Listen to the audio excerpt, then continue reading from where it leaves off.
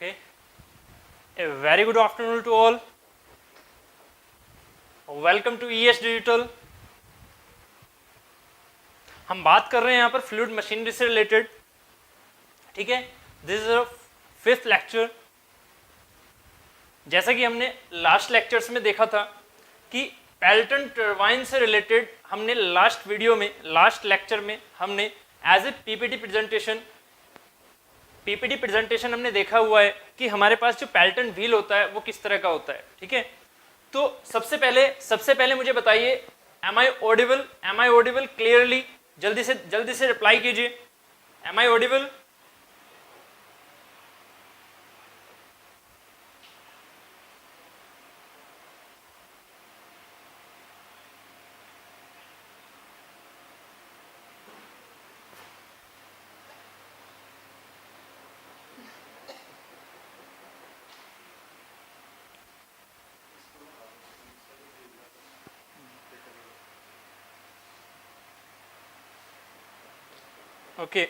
Okay Neeraj ji, okay.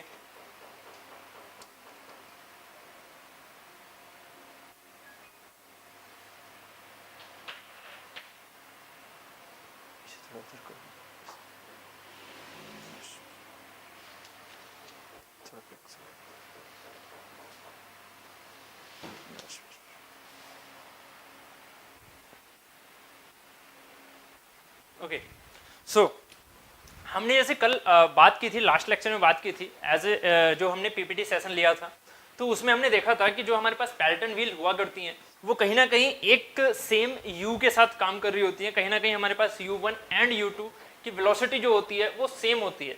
तो इस concept को जरा थोड़ा सा फिर से रिकैप्चुलेट कर लेते हैं, थोड़ा सा इस चीज़ को फिर से देख लेते हैं, क्योंकि कहीं ना कहीं हमें पेल्टन व्हील को अच्छे समझते हुए ही आगे चलना है, ठीक है. तो सबसे पहले सभी ज्वाइन कर लीजिए जल्दी से, ठीक है. हाँ बिल्कुल निवेश जी, हम उस चीज की बात करेंगे, ठीक है. पहले सभी ज्वाइन कर लीजिए जल्दी से, ठीक है. और ठीक है, देखिए सिंपल सी बात है कि हमें कहीं ना कहीं जो फ्लूइड मशीनरी है उसे अच्छे समझते हुए चलना है, ठीक है. तो रेगुलर बेसिस पर आपको अगर जो फ्लूइड मशीनरी क्लासेस चल रही हैं उनको अटेन करना, उनको कहीं ना कहीं बिल्कुल रेगुलर बेसिस पर देखते हुए चलना है. अगर आपने ये सोचा कि नहीं यार ठीक है ये तो यूट्यूब पर है, हम तो आराम से देख लेंगे जब भी हमारे पास टाइम होगा, तो नहीं, ऐसा नहीं करना. लाइव सेशन में आपके साथ जितनी भी प्रॉब्लम्स रहेंगी, जो भी आपको लगेगा कि हाँ ये प्रॉब्लम आ रही है, आप वहां पर उस चीज को क्लियर करते हुए चल सकते हैं, ठीक है. तो ये आदत मत डालो यहाँ पर कि यूट्यूब पर है तो हम कहीं ना कहीं इसको बाद में देख सकते हैं. प्लीज ऐसा मत करना, ठीक है. लाइव सेशन को लाइव की तरह ही देखो, जितने भी डाउट आ रहे हैं वो सारे के सारे पूछो यहाँ पर, ठीक है. तो इस तरह से इस चीज को अच्छे से अचीव करते हुए चलना है, तभी फ्लूइड मशीनरी हमारा जो टारगेट है, फुल फ्लेज जो टारगेट हम लेके चल रहे हैं फ्लूइड मशीनरी का, वो कंप्लीट होगा, ठीक है. बिल्कुल भी ऐसी आदत मत डालिएगा कि इसे बाद में देखा जाएगा, मतलब एक हम किसी पर्टिकुलर टाइम पर देखेंगे, नहीं, ठीक है. जिस टाइम पर हमने ये क्लास रखी है उसी टाइम पर इस चीज को देखिए, ठीक है. और जितने भी प्रॉब्लम आ रही है वो पूछिए, ठीक है. और लाइक, सब्सक्राइब एंड शेयर जरूर कर दीजिएगा, ठीक है. तो स्टार्ट कर लेते हैं. यहाँ पर सबसे पहले हम फ्लूइड मशीनरी में, जैसे हमने बात की थी लास्ट सेशन में, तो अगर मैं एक पर्टिकुलर ये एक मशीनरी के लिए, रनर के लिए बोल रहा हूं कि ये मेरे पास एक रनर है. अब रनर के लिए मैंने आपको लास्ट टाइम बताया था, याद होगा आपको, कि जो रनर होते हैं उनमें हमारे पास जो ब्लेड्स होते हैं, ठीक है, या फिर जैसे बात की थी हमने बकेट, ठीक है, या फिर वेन्स. तो सबसे पहले जो हमने चैप्टर 1 पढ़ा उसमें हमने इम्पैक्ट ऑफ जेट को देखा, इस इम्पैक्ट ऑफ जेट में हमने सबसे पहले बात की थी एक फ्लैट प्लेट सरफेस की, ठीक है. तो यहां पर अगर हमने एक v वेलोसिटी की बात की और यहां पर हमने इसे स्टेशनरी माना था, ठीक है. तो मैं आपको यहां पर यह बताना चाहूंगा कि कहीं ना कहीं जो रनर का एक्चुअल कॉन्सेप्ट होता है वो आप किस तरह से अपने माइंड में रखेंगे, ठीक है. उसे बिल्कुल भी इधर उधर नहीं करना है, सबसे पहली चीज, ठीक है. तो अगर हम स्टार्ट करें इसे, तो v1 जो वेलोसिटी से हम यहाँ पर वाटर को इनपुट करते हैं, तो यहाँ पर ये फ्लैट प्लेट स्टेशनरी होती है, मतलब जो हमारे पास वेन है ना वो स्टेशनरी है. इसे आप रनर नहीं बोलोगे, पहली चीज ये क्लियर करो कि रनर होते क्या है, ठीक है. उसके बाद अगर मेरे पास ये कर्व्ड प्लेट है, ठीक है, और मैं मान लीजिए यहाँ पर वेलोसिटी लगा रहा हूँ इस तरह से, ये मेरे पास V आ रही है। तो इस कर्व्ड प्लेट पर भी आप, अगर ये स्टेशनरी है तो इसे भी आप रनर नहीं बोलोगे, ये भी आपके रनर नहीं है। ये कैसा है, ये आपके पास अगर ये स्टेशनरी ना हो, अब दो कंडीशन, स्टेशनरी नहीं है, क्या कर रहा है, मूव कर रहा है, कैसा, स्ट्रेट लाइन में, कैसा, स्ट्रेट लाइन में। यहाँ पर ये जो रनर है ये भी कैसा मूव कर रहा है, स्ट्रेट लाइन में, ठीक है। तो देखिए रनर क्या होते हैं, रनर वो पर्टिकुलर हमारे पास जो सिस्टम होता है, रनर जिसे हम रनर बोल देते हैं, वो बेसिकली हमारे पास कहीं ना कहीं ओमेगा को प्रोड्यूस कर रहा है। इस चीज को ध्यान दो, कहीं ना कहीं ओमेगा को प्रोड्यूस कर रहा है। रनर बेसिकली हमारे पास सॉफ्ट पावर प्रोड्यूस कर रहा है। अगर हम सॉफ्ट पावर प्रोड्यूस करें या उसकी हेल्प से हम प्रेशर एनर्जी में या स्टोर्ड एनर्जी में कन्वर्ट करें, अभी क्योंकि मैं टरबाइन चैप्टर की बात कर रहा हूं तो मैं टरबाइन के सेंस में आपको बताऊंगा। जब हम बात करेंगे पंप की तो मैं पंप के सेंस में बताऊंगा। अभी आपको टरबाइन के सेंस में इसके डेफिनेशन समझते हुए चलना है कि रनर एक ऐसी डिवाइस है, रनर एक ऐसी डिवाइस है जहां पर आप कहीं ना कहीं प्रेशर एनर्जी या काइनेटिक एनर्जी की हेल्प से जो ओमेगा है, जो शाफ्ट का रोटेशन है, वो क्रिएट कर रहे हो। जो शाफ्ट का रोटेशन है, जनरली इसे ऐसे आप लेके चलो कि जो शाफ्ट का रोटेशन है आप वो क्रिएट कर रहे हो, मतलब ओमेगा को लेके आने की कोशिश कर रहे हो उसमें, ठीक है। तो यहां पर अगर मैं बात करूं कि एक आपके पास फ्लैट प्लेट है, ये फ्लैट प्लेट है, ये फ्लैट प्लेट है, फ्लैट प्लेट को आप मान लीजिए यू वेलोसिटी प्रोवाइड कर देते हैं, तो ये जो चीज ऐसे जा रही है ये कोई रनर का काम नहीं कर रही है, ठीक है, ये कोई शाफ्ट को नहीं घुमा रही है, ये तो बॉडी ऐसे जाने लग गई।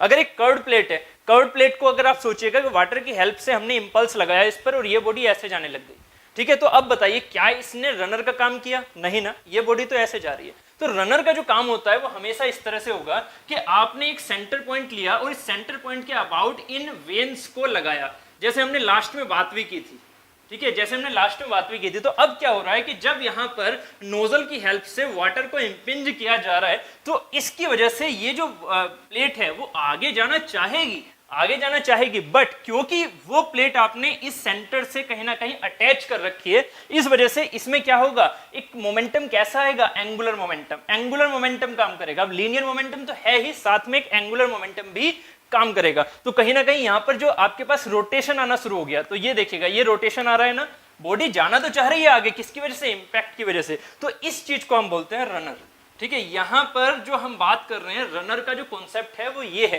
कि आपके माइंड में एक सेंटर बॉडी होनी चाहिए, सेंटर बॉडी से हमारी वेन्स लगी होनी चाहिए, क्लियर, उसी को हम रनर बोलते हैं, ठीक है। रनर हम कभी भी ऐसे नहीं बोलेंगे कि एक यू वेलोसिटी से आगे की तरफ एक वेन जा रही है उसे हम रनर बोल देंगे ना, ठीक है, उसे हम रनर नहीं बोलेंगे, याद रखिएगा, क्लियर, ठीक है।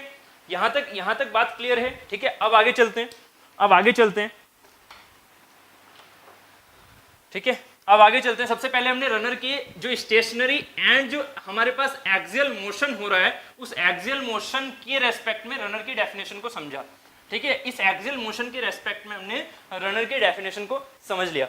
अब हम चलते हैं कि जो मैंने बताया आपको कि एक कर्व्ड वेन है, ठीक है। मान लीजिए आपने ये इस तरह से कर्व्ड वेन यहां पर ली ऐसे, अब इस चीज को समझिएगा कि ये आपने एक कर्व्ड वेन ली है यहां पर इस तरह से।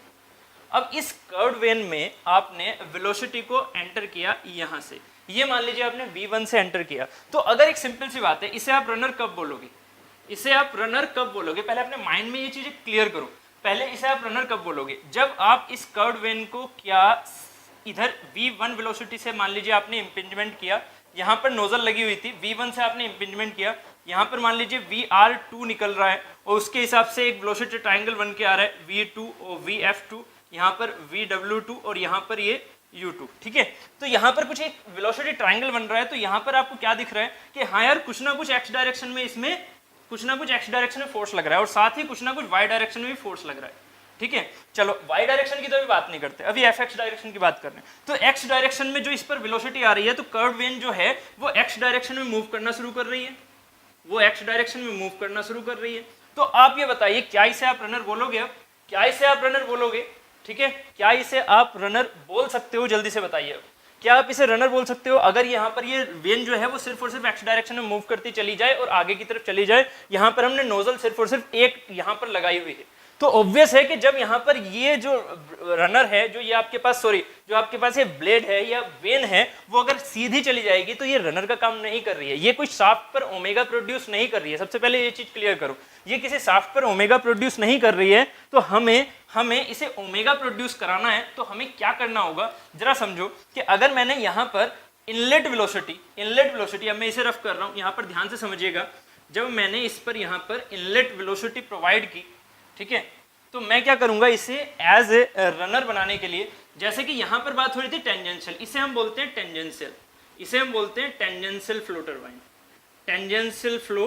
टरबाइन, ठीक है, इसे हम बोलते हैं टेंजेंशियल फ्लो। कैसे होता है टेंजेंशियल फ्लो, पहले रनर फ्लो को समझ लो, ठीक है, रनर में जो इनवर्ड फ्लो होता है उसे समझ लो, उसके बाद हम टेंजेंशियल फ्लो टरबाइन पर चलते हैं, जो कि हमारी पेल्टन टरबाइन होती है, ठीक है।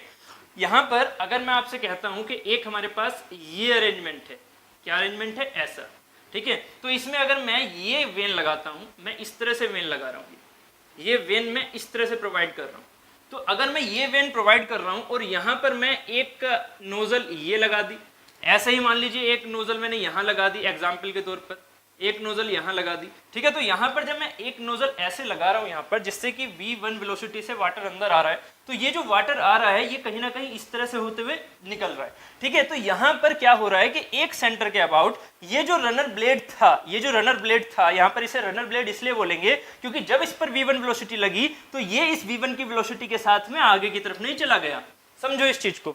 ये इस रनर ब्लेड जो, ये मेरे पास ब्लेड जो है या वेन जो है, वो वेन जो है वो इस वाले नोजल की हेल्प से यहां पर आगे की तरफ नहीं चला गया। एफएक्स इस पर जो नेट लग रहा है वो आगे की तरफ नहीं लेके जा रहा है इसे, वो क्या लेके जा रहा है, यही जो एफएक्स है वो कहीं ना कहीं इस पर एक टॉर्क प्रोड्यूस करने की कोशिश कर रहा है और यहां पर ओमेगा क्रिएट हो रहा है, ठीक है, क्योंकि ये जो है ये अटैच है इस सरफेस से, सेंटर से रिलेट करते हुए ये अटैच है। तो अगर ये चीज मूव कर रही है तो ये कहीं ना कहीं आगे की तरफ नहीं जा रही है, ये क्या कर रही है, एक रोटेशन कर रही है, एक ओमेगा क्रिएट कर रही है। तो यही जो V1 वेलोसिटी से आप इंपिंजमेंट कर रहे हो, ये कहीं ना कहीं उसमें ओमेगा क्रिएट कर रहा है।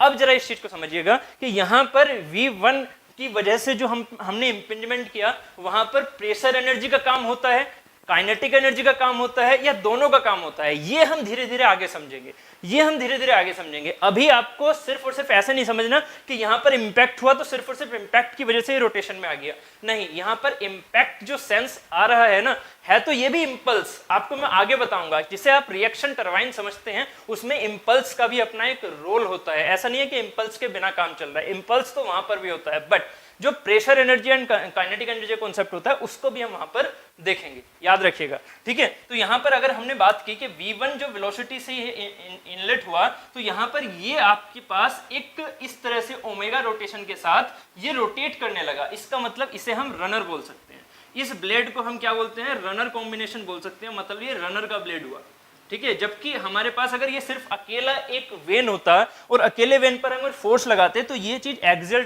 जाने की कोशिश कर रहा होता, या फिर Fy के अकॉर्डिंग ये इस साइड ऐसे जाने की कोशिश कर रहा होता एक स्ट्रेट लाइन में, ना कि एक ओमेगा के साथ रोटेशन करते हुए, ठीक है। तो रनर का कॉन्सेप्ट उम्मीद है आप समझ में आ रहा होगा, समझ में आ रहा होगा, बिल्कुल निवेश जी, रनर का कॉन्सेप्ट है पावर जनरेशन मतलब मैकेनिकल एनर्जी, और मैकेनिकल एनर्जी में मैंने आपको उस दिन याद होगा फर्स्ट क्लास में बताया था, मैकेनिकल एनर्जी हमारी बेसिकली कौन सी वाली है, रोटेशनल एनर्जी की बात कर रहे होते हैं। मैकेनिकल एनर्जी हमारी किसकी बात हो रही है, रोटेशनल एनर्जी की, ठीक है।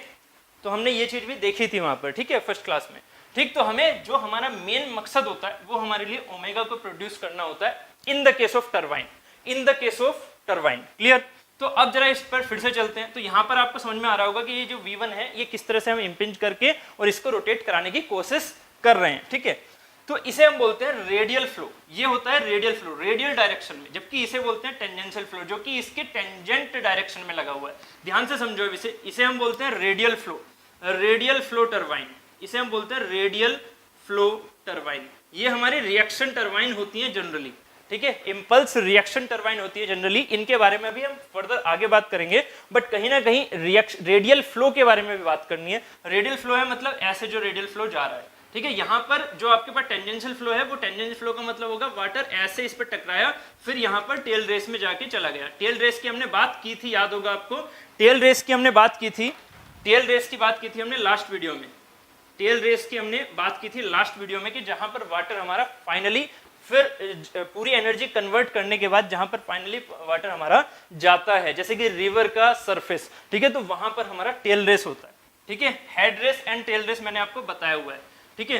तो ये जो आपके पास टेंजेंशियल फ्लो टरबाइन है, इसका मैकेनिज्म अभी देखने वाले हैं, ठीक है। उससे पहले हम जरा इसकी बात कर लेते हैं पहले, ठीक है, उससे पहले हम इसकी बात कर लेते हैं। ये मैंने आपको लास्ट वीडियो में अच्छे से बताया हुआ है, बस इसके मैं आउटकम की तरफ चल रहा हूं। क्या अगर आपको लास्ट वीडियो में वो चीज कहीं ना कहीं थोड़ा सा भी अगर क्लियर नहीं हुआ है तो बताइएगा, मैं फिर से बता दूंगा। बाकी अभी जो हम बात करने वाले हैं वो इसके आउटकम की बात करने वाले हैं। तो हमने जो बात की थी, ध्यान से समझो, यहां पर जो हमने ट्राइंगल बनाया था, इनलेट ट्राइंगल, उसको देख लो फिर से, V1, ठीक है, यहां पर ये V1 था, ये हमारे पास जो इसका रेडियल आ रहा है, उसे हम VR1 बोलते हैं। मैंने आपको बताया भी था R1 क्या होता है, जो कि हमेशा ऐसा लगे कि ये उसकी तरफ आ रहा है, ठीक है, वाटर जो है वो उसकी तरफ आ रहा है, ऐसे एकदम टेंजेंशियली उसकी तरफ आ रहा है, ऐसा हम सोच के चलते हैं।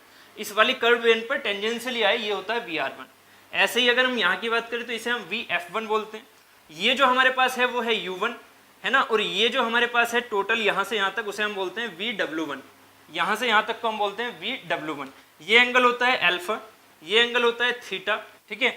यहाँ से ये जो बिल्कुल टेंजेंट जा रहा है, इसके जो टेंजेंट जा रहा है, ठीक है, टेंजेंट जा रहा है ऐसे, इसे हम बोलेंगे VR2। यहाँ से जो इसका एब्सोल्यूट जाएगा उसे हम V2। यहाँ से जो ये फ्लो डायरेक्शन जाएगा उसका VF2। यहाँ पर ये जो डायरेक्शन आएगी, V2 ऐसे है ना, तो ये हो गया VW2। और यहाँ पर ये जो डायरेक्शन आएगी ये है U2। ऐसा क्यों? अब ऐसा क्यों, इस चीज को जरा फिजिकली सोचने की कोशिश करो। आपने यह टेंजेंशियल बना लिया, ठीक है, टेंजेंशियल नोट डाउन कर लिया, रेडियल फ्लो नोट डाउन कर लिया, ये दोनों चीजें उम्मीद है आपको क्लियर हो चुकी होंगी। अभी मैंने सिर्फ और सिर्फ ब्रीफ बताया, अभी मैंने डेप्थ में नहीं बताया, डेप्थ में हम धीरे धीरे चल रहे हैं, ठीक है। तो अभी जरा समझिएगा इस चीज को और अच्छे से, ठीक है। यहां पर समझिएगा कि ये जो आपके पास ये जो छोटा सा मैंने पार्ट लिया है, ये बेसिकली मैंने किसका पार्ट लिया है, जो मैंने अभी यहाँ पर एक फिगर को रफ किया, बेसिकली हमने जो बात की है रेडियल फ्लो टरबाइन की, उसमें मैंने एक ये वाला जो पार्ट लिया था, मैंने इसकी कहानी की बात की है, ठीक है, मैंने इसकी कहानी की बात की यहाँ पर। तो यहाँ से अब जरा सोचिएगा कि अगर मैं इस वाले पार्ट की बात करूँ तो ये मेरे लिए ये वाला पार्ट हो रहा है या नहीं, मतलब ये मेरे लिए एक जो रेडियस है वो R2 देगा और ये मेरे लिए एक रेडियस देगा R1।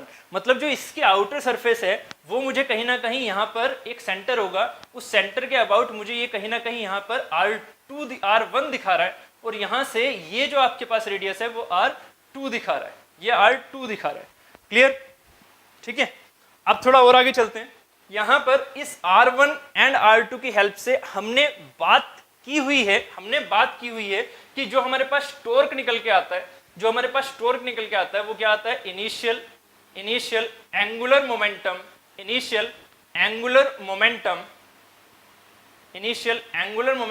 पर सेकेंड माइनस इन जो हमारे पास रेडियल, जो देखे हमारे पास जो यहाँ पर इनिशियल एंगुलर मोमेंटम इन पर सेकेंड इन, जो हमारे पास एक्स डायरेक्शन जिसे हमने इस पॉइंट के हिसाब से माना, मतलब अगर मैं बात करूं तो इसे क्या बोलूंगा मैं, टेंजेंशियल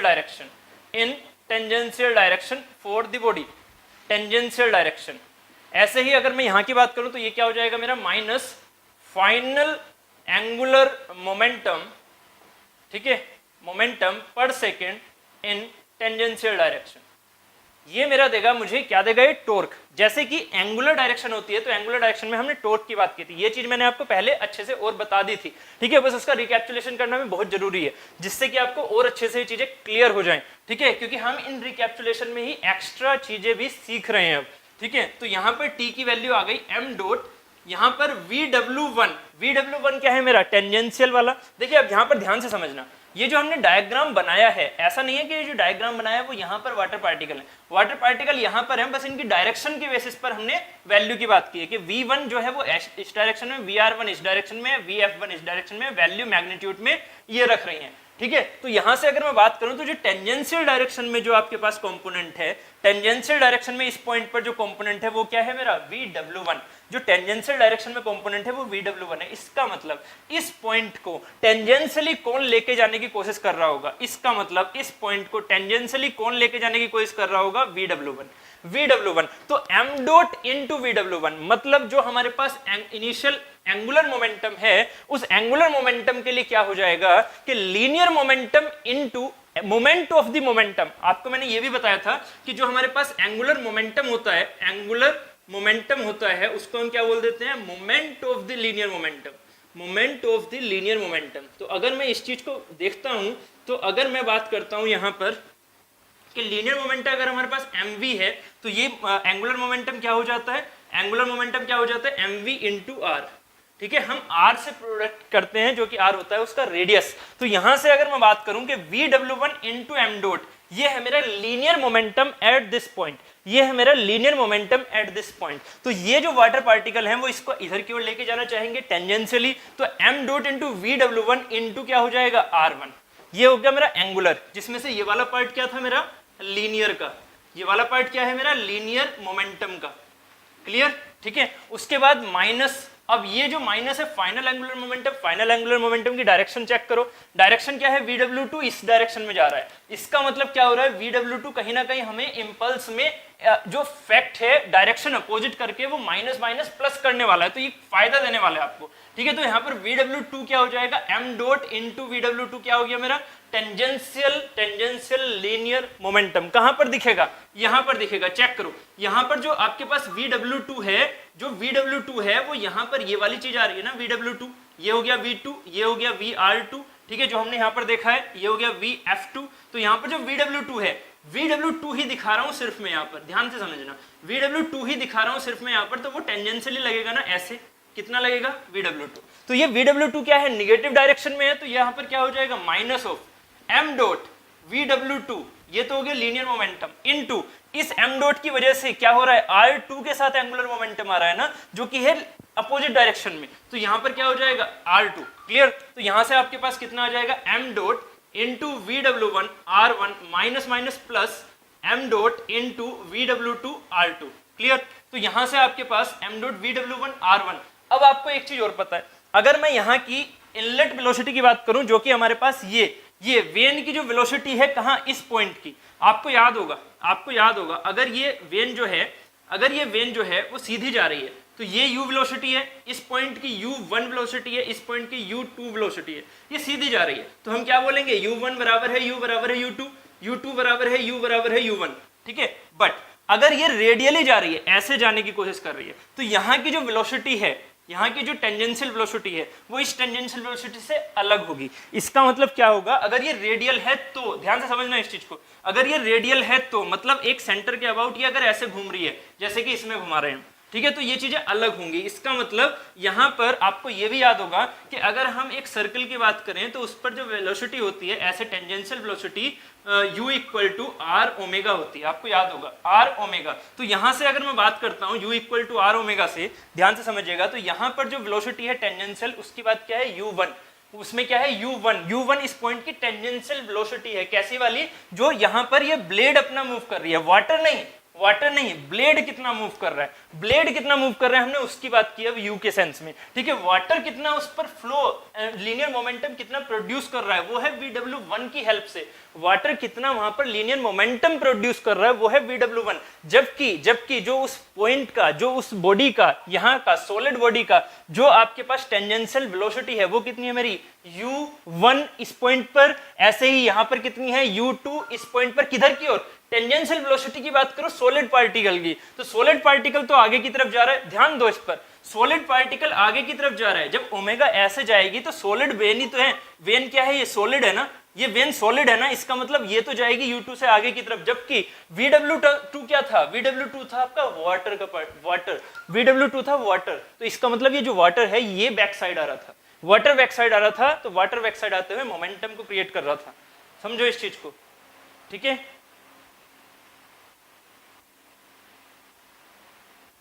ठीक है, क्लियर। ये यहाँ पर वाटर जो है ये बैक साइड आ रहा है, इसका मतलब वाटर की डायरेक्शन हम निगेटिव लेंगे, बट U2 की डायरेक्शन तो सामने रहेगी ना। U2 क्या है? सॉलिड बॉडी की मोशन, सॉलिड बॉडी का टेंजेंशियल मोशन। तो ये हमारे पास U2 जो आया, तो अब जरा सोचिएगा यहाँ पर हम इसको क्या लिख सकते हैं, m डॉट इंटू VW1। देखिए यहाँ पर साथ में ये हमारे पास क्या है, T आया, ये हमारे लिए T आया, ठीक है। बट हमें क्या चाहिए, हमें चाहिए पावर। हमें क्या चाहिए, हमें चाहिए पावर। तो पावर क्या होती है, पावर क्या होती है, पावर होती है वर्क डन पर सेकेंड। पावर होती है वर्क डन पर सेकेंड, मतलब वर्क डन पर सेकेंड होता है T into omega. Work done पर सेकेंड होता है T इंटू ओमेगा।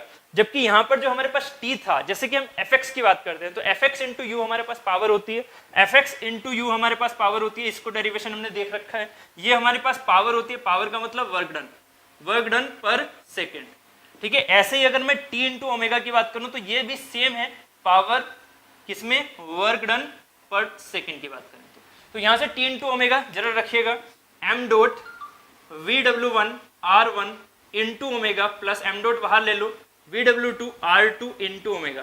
तो अब इस चीज को क्या बोल सकते हैं, ठीक है, यहां तक समझ में आ रहा है। MVR ये चीज तो पता है आपको, ठीक है, एंगुलर मोमेंटम। तो यहां से क्या हो जाएगा, m dot into VW1 R1 omega को हम क्या लिख सकते हैं, U1 plus VW2 R2 omega को क्या लिख सकते हैं, U2, ठीक है। तो यहां से हमारे पास रनर पावर आ गई, इसे हम बोलते हैं रनर पावर। फुल लिख लेते हैं, इसे हम बोलते हैं रनर पावर, ठीक है। ये फॉर्मूला हमेशा याद रखिएगा।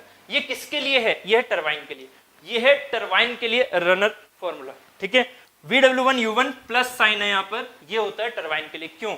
क्योंकि टरबाइन में आपका जो वाटर होता है वो बाहर से अंदर जाता है, इनवर्ड फ्लो होता है, आउटवर्ड नहीं होता। आउटवर्ड इनवर्ड का जो कॉन्सेप्ट है वो मैं आगे आपको लेके चलूंगा, आगे बताऊंगा, ठीक है। तो उम्मीद है आपको यहाँ पर कुछ न्यू कॉन्सेप्ट भी देखने को मिले होंगे इसके डेरिवेशन में। इसके डेरिवेशन में कुछ ना कुछ न्यू कॉन्सेप्ट भी देखने को मिले होंगे। जल्दी से बताइए, जल्दी से बताइए, यहाँ तक क्लियर हुआ, ठीक है, क्लियर हुआ यहाँ तक? कोई भी डाउट है तो पूछिए, कोई भी डाउट है तो पूछिए।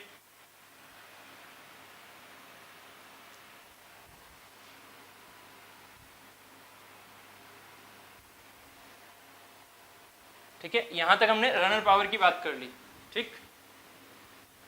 हमारे पास आउटकम आ चुका है m dot VW1 U1 plus VW2 U2, ठीक है। हमारे पास रनर पावर आ चुकी है m dot VW1 U1, runner power है m dot VW1 U1 plus VW2 U2, clear.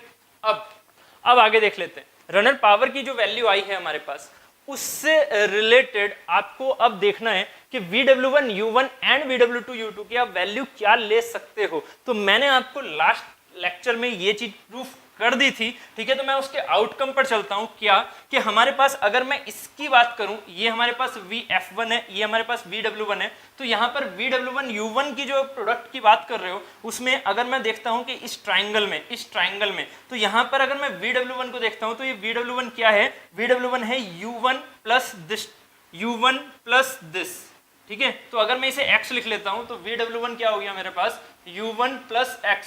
तो यहाँ पर U1 प्लस x को हम क्या लिख सकते हैं, VR1 स्क्वायर, इसको हम लिख सकते हैं VR1 square minus VF1 square, ठीक है, VF1 स्क्वायर का अंडर रूट।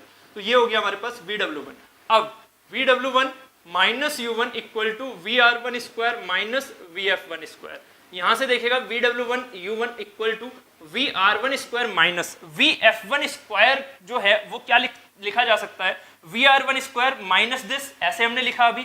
अब VF1 को VW1 के टर्म्स में क्या लिख सकते हैं, VF1 square equal to V1 square minus VW1 square. V1 square minus VW1 square दिख रहा है ये वाला ट्राइंगल, इसमें ये भी तो 90 डिग्री है ना, ठीक है, ये भी तो 90 डिग्री है। तो VF1 स्क्वायर क्या हो गया, V1 square minus VW1 square. तो माइनस साइन था ही, साथ में क्या हो जाएगा, V1 square minus VW1 square. तो यहां से हो गया, अगर मैं यहाँ पर हमने क्या किया है, स्क्वायर किया है, यहाँ पर हमने स्क्वायर किया तभी तो अंडर रूट गया, यहाँ पर स्क्वायर किया तो क्या हो जाएगा, VW1 square plus U1 square minus 2VW1 U1 equal to VR1 square minus V1 square plus VW1 square. तो यहाँ से ये चीज कैंसिल हो गई, 2VW1 इंटू U1, इसे इधर ले गए, इधर वाली चीज पॉजिटिव बची, क्या क्या बची, V1 स्क्वायर को इधर लेके आए, V1 square plus U1 square minus VR1 square. तो यहाँ से अगर मैं VW1 U1 की बात करता हूँ तो ये कितना आ जाएगा, divided by 2। This is the equation first.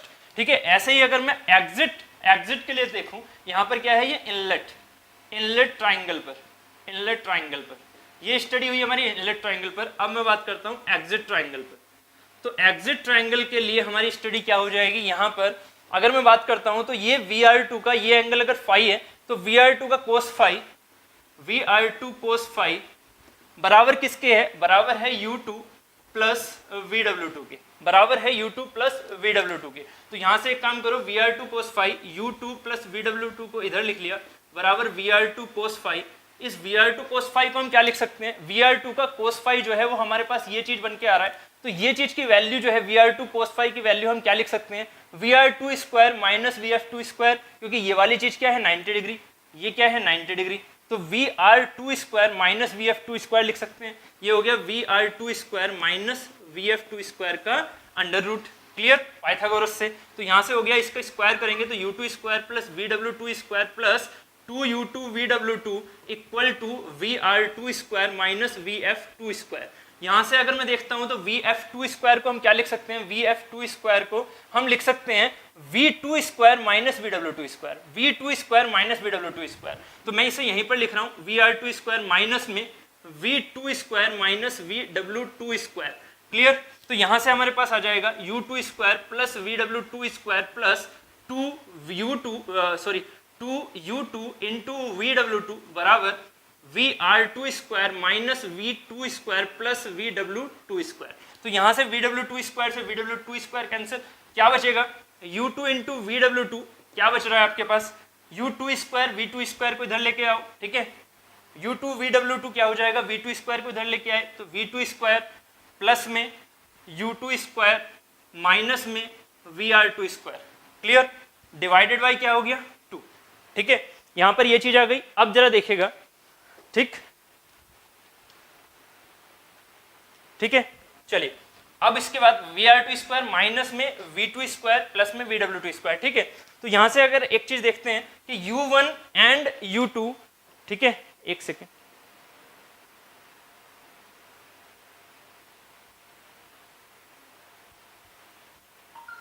ठीक, जैसे हमने यहाँ पर स्क्वायर किया VR2 कोस फाई अगर हम लेते हैं यहाँ पर तो इसका स्क्वायर हुआ, स्क्वायर होने के बाद ये चीज आई तो यहाँ पर इस चीज को देखिएगा, हाँ V2 U2 and VW2 equal to क्या हो जाएगा VR2, इधर ये पॉजिटिव है, ये पॉजिटिव है तो VR2 पॉजिटिव रहेगा, VR2 पॉजिटिव रहेगा। देखिएगा यहाँ पर साइन देखिएगा, यहाँ पर क्या हो रहा है V2 U2 एंड VW2 ये इधर जाएंगे, ठीक है, ये इधर जाएंगे, यहाँ से U2 VW2 ये इधर जाएंगे तो क्या हो जाएगा VR2 स्क्वायर पॉजिटिव में, VR2 स्क्वायर पॉजिटिव में, ठीक है, एंड माइनस में U2 स्क्वायर एंड माइनस में V2 स्क्वायर।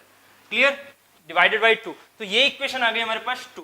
ठीक है, तो equation from equation 1 and equation 2 से, फ्रॉम इक्वेशन 1 एंड इक्वेशन 2 इन दोनों को ऐड करोगे तो क्या मिलेगा आपको VW1 U1 plus VW2 U2 equal to V1 square minus V2 square by 2 plus U1 square minus U2 square by 2 plus VR2 square minus VR1 square by 2।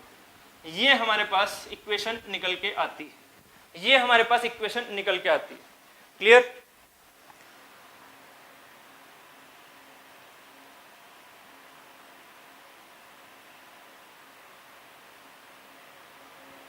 हाँ बिल्कुल निवेश जी, बिल्कुल निवेश जी। ठीक है, जो आप सोच रहे हो U1 इक्वल टू U2 वो इसलिए हो रहा है क्योंकि यहाँ पर टेंजेंशियल फ्लो है जो हमारे पास पेल्टन व्हील के बकेट लेके चलते हैं। ठीक है, अभी हम उस पर पहुंच रहे हैं, ठीक है, इस चीज को जल्दी से कंप्लीट कीजिए। आपके जो आउटकम आया अब उसको देखना है, हमें जो आउटकम आया अब उसको देखना है ठीक से, अच्छे से एकदम। ठीक है, तो अभी मैं इसको यहाँ से इसके रिलेशन जो हमने डिराइव किया उसे रफ कर रहा हूँ, फाइनली आउटकम पर चलते हैं। ठीक है, उम्मीद है यहाँ से रिलेशन क्लियर हो चुका होगा, नोट्स प्रॉपर आ रहे होंगे आपके। ठीक है,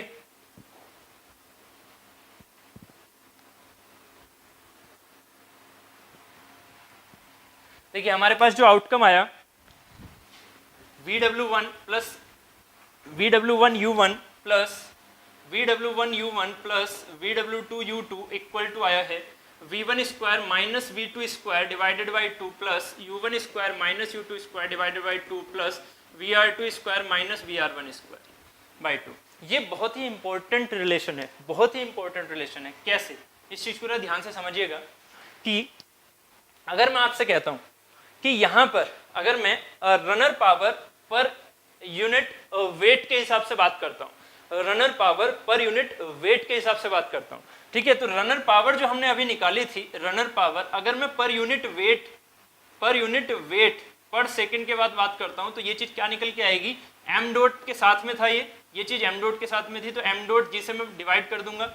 यहाँ पर ये एम डॉट जी से जैसे ही डिवाइड होगा तो यहाँ पर अभी ध्यान से समझिएगा कि एम डॉट और एम डॉट से एक दूसरे से कैंसिल हो जाएंगे, ठीक है, एम डॉट से एम डॉट एक दूसरे से कैंसिल हो जाएंगे। तो जो ये मेरे पास रनर पावर आई है, ठीक है, जो मेरे पास अब रनर पावर आएगी, रनर पावर में मुझे एम डॉट से मल्टीप्लाई करना था, इसमें ये किसकी वैल्यू है, ये है VW1 U1 plus VW2 U2। ये हमने क्यों निकाला था, क्योंकि मुझे रनर पावर मिली ही थी ये m dot into VW1 U1 plus VW2 U2, उसमें m डॉट की मल्टीप्लाई थी। बट अगर मैं आपसे कहता हूं पर यूनिट वेट के हिसाब से देखते हैं, मास फ्लो रेट जो हो रहा है हमारा पर यूनिट वेट पर सेकंड, मतलब वेट कितना पर सेकंड आ रहा है उसके हिसाब से मैं देख रहा हूं। तो क्या हो रहा है कि मैं m डॉट से मल्टीप्लाई करूंगा, m डॉट से डिवाइड करूंगा, तो m डॉट से जैसे मैंने इसको मल्टीप्लाई किया तो मुझे क्या मिला, ये रनर पावर मिला, इसे मैंने बोला रनर पावर डिवाइडेड बाई क्या किया, m डॉट जी मतलब वेट से, पर यूनिट टाइम के हिसाब से जो वेट मेरा फ्लो हो रहा है मैं उसकी बात कर रहा हूं। तो रनर पावर ये हो गया, वेट ये हो गया, m डॉट से m डॉट कैंसिल हो जाएगा, क्या बचेगा नीचे जी। इसका मतलब रनर पावर पर यूनिट वेट जो होगा वो क्या होगा, v1 square minus v2 square by 2g, u1 square minus u2 square by 2g and vr2 square minus vr1 square by 2g, ठीक है। तो यहाँ पर ये चीज हुआ। अब आपको एक चीज याद होगी एफएम से, अब एफएम से आपको एक चीज याद होगा, v स्क्वायर बाई 2g को हम एक हेड फॉर्म बोलते थे, हम एक हेड फॉर्म बोलते थे। यहाँ पर ये क्या हुआ करता था, ये हुआ करता था एनर्जी पर यूनिट वेट का कॉन्सेप्ट, ठीक है, हेड फॉर्म हुआ करता था, क्योंकि आपको याद होगा p y rho g plus v square by 2g plus z equal to constant. तो यहाँ पर ये जो जेड है ये हेड फॉर्म ही तो है, मीटर में या हेड सेंटीमीटर में जो भी है आपके पास ये हेड फॉर्म है। तो यहाँ पर जो वी स्क्वायर बाई 2g है ये मेरी क्या आई है, यहाँ पर ध्यान से समझो, ये मेरी क्या है, ये मेरे पास हेड फॉर्म आई है, किसकी, ये मेरे पास हेड फॉर्म आई है, किसकी, ये आई है रनर पावर, इसको मैं यहाँ सही से लिख रहा हूँ, runner power divided by unit weight पर सेकेंड, ठीक है, runner power divided by unit weight पर सेकेंड। तो m डॉट जी से मैंने रनर पावर को डिवाइड किया है, ठीक है, तब जाके मुझे ये फॉर्मूला मिला है। इसका सिग्निफिकेंस समझो, बहुत जरूरी है, इसका सिग्निफिकेंस समझना जरूरी है, समझिए इसे। v1 square minus v2 square by 2g, v1 square minus v2 square by 2g कहीं ना कहीं एब्सोल्यूट में डिफरेंस बता रहा है। तो ये जो हमारे पास होता है ना, इसे हम बोलते हैं काइनेटिक एनर्जी से रिलेटेड हेड, ठीक है, काइनेटिक एनर्जी से रिलेटेड हेड, ठीक है। जबकि ये जो हमारे पास होता है टोटल कॉम्बिनेशन किसका, u1 square minus u2 square plus vr2 square minus vr1 square, ये होता है प्रेशर एनर्जी से रिलेटेड हेड, प्रेशर एनर्जी से रिलेटेड हेड, इसे हम बोल देते हैं बेसिकली प्रेशर हेड, ठीक है। या इसे हम ऐसे भी बोल सकते हैं, इसे हम बोल देते हैं स्टैटिक हेड, और इसे हम बोल देते हैं डायनामिक हेड। जरा समझिएगा, डायनामिक हेड बहुत इंपॉर्टेंट कॉन्सेप्ट है, ये पूरी फ्लूइड मशीनरी में यूज होगा।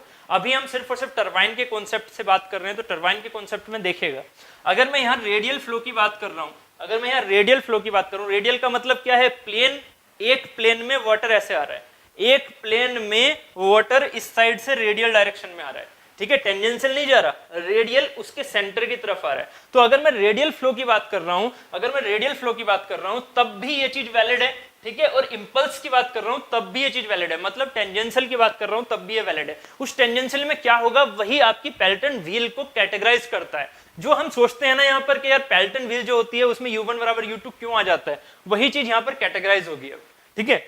तो यहाँ पर समझिएगा जरा इसे अच्छे से कि स्टैटिक हेड में जो ये वाला कॉन्सेप्ट होता है, ये होता है आपकी पोजीशन से रिलेटेड, ठीक है, ये होता है इनलेट एंड आउटलेट की पोजीशन से रिलेटेड, इनलेट एंड आउटलेट की पोजीशन से रिलेटेड, ठीक है। पोजीशन से जैसे समझो इस चीज को कि यहां से स्टार्ट हुआ था, यहां से इनलेट स्टार्ट हुआ था, ये इनलेट था, और यहां से ये वाटर आउटलेट गया। वेन के हिसाब से तो कॉन्सेप्ट लेके चल रहे हैं, इनलेट ऐसे हुआ, आउटलेट ऐसे आया, तो यहां पर u1 ज्यादा है, यहां पर क्योंकि r1 ज्यादा है, ओमेगा कांस्टेंट, ध्यान से समझो, ओमेगा कांस्टेंट। भाई ऐसा तो नहीं है रेडियल का ये वाला पार्ट ओमेगा ज्यादा से जा रहा है, नीचे वाला ओमेगा कम से जा रहा है, ऐसा थोड़ी होता है, इतना फिजिक्स तो आप जानते हो ना, ठीक है। तो यहाँ पर ओमेगा क्या हुआ, ओमेगा कांस्टेंट हुआ, तो उस ओमेगा कांस्टेंट के हिसाब से अगर मैंने r1 को बड़ा बोला है R2 से, तो भाई ये बताओ मुझे कि U1 बड़ा होना चाहिए ना U2 से। सिंपल सी बात है, U1 बड़ा होना चाहिए ना U2 से। तो यहां से आपको दिख रहा है कि जो हमारी टरबाइन का कॉन्सेप्ट होता है, टरबाइन में जो रनर पावर है वो मुझे पॉजिटिव चाहिए, मतलब टरबाइन में मुझे रनर पावर को प्रोड्यूस करना है। टरबाइन में मुझे क्या करना है, रनर पावर को प्रोड्यूस करना है। तो प्रोड्यूस करने के लिए ये सारी वैल्यूज क्या होनी चाहिए, पॉजिटिव। ये सारी वैल्यूज क्या होनी चाहिए, पॉजिटिव। तो अगर मैंने यहाँ V1 को देखा था, देखिएगा V1 बड़ा है V2 से, V1 बड़ा है V2 से, तो ये वाली चीज क्या हो गई, पॉजिटिव। मतलब मेरा काइनेटिक हेड क्या है, पॉजिटिव। अगर मैं यहाँ पर आउटवर्ड से इनवर्ड, समझो इस कॉन्सेप्ट को अच्छे से, आउटवर्ड से इनवर्ड मतलब ऐसे यहां से इनलेट को मैं दूर रखता हूं, आउटलेट को मैं पास रखता हूं, वाटर जो है वो बाहर से अंदर की तरफ आ रहा है, तभी हम उसे टरबाइन बोलेंगे। क्यों बोलेंगे, क्योंकि टरबाइन में हमें रनर पावर चाहिए पॉजिटिव, इसका मतलब U1 को रखना है बड़ा। ये कॉन्सेप्ट बहुत ही इंपॉर्टेंट है, जनरली आपको ये चीजें नहीं बताई जाती हैं, इन चीजों को बड़े अच्छे से समझिए आप कि U1 जो होता है, U1 जो होता है वो होता है जहां से वाटर आ रहा है, जहां से वाटर इन कर रहा है। तो इन कहां कर रहा है, इस कर्व्ड वेन के लिए, किसके लिए, इस वेन के लिए। तो वेन के लिए इन कहां से कर रहा है, बाहर से। इसका मतलब U क्या होगा, यहाँ का ज्यादा होगा, क्योंकि ओमेगा तो सेम है ना, तो U होगा यहाँ का ज्यादा। इसका मतलब U1 square minus U2 square by 2G। तो ये वाली चीज क्या हो जाएगी, पॉजिटिव, क्योंकि माइनस में U2 बहुत छोटा है, तो ये चीज हो गई पॉजिटिव। इसका मतलब रनर पावर हमें ज्यादा मिलेगी। ठीक है, साथ ही VR2 स्क्वायर माइनस VR1, इसका मतलब क्या होता है, इसको समझो जरा। इस चीज को स्टूडेंट बहुत कंफ्यूज रहते हैं इसमें, फ्लूइड मशीनरी में इसका फिजिकल कॉन्सेप्ट क्या होता है वो बता रहा हूं, ध्यान से समझो। VR2 square minus VR1 square होता है शेप से related, shape related pressure head. समझो इसे जरा, समझो इसे जरा, शेप रिलेटेड प्रेशर हेड क्या होता है, शेप रिलेटेड प्रेशर हेड क्या होता है, इसे देखिएगा, देखिएगा शेप रिलेटेड प्रेशर हेड क्या होता है। अगर मैं बात करता हूं यहां शेप रिलेटेड प्रेशर हेड, तो ये जो आपको एक चीज दिख रही है, यहां पर VR2 का कॉन्सेप्ट क्या आता है, ये फिगर तो ऑटोमेटिकली आपने पूरा बना रखा होगा, है कि नहीं। अब हम इस चीज पर चलते हैं।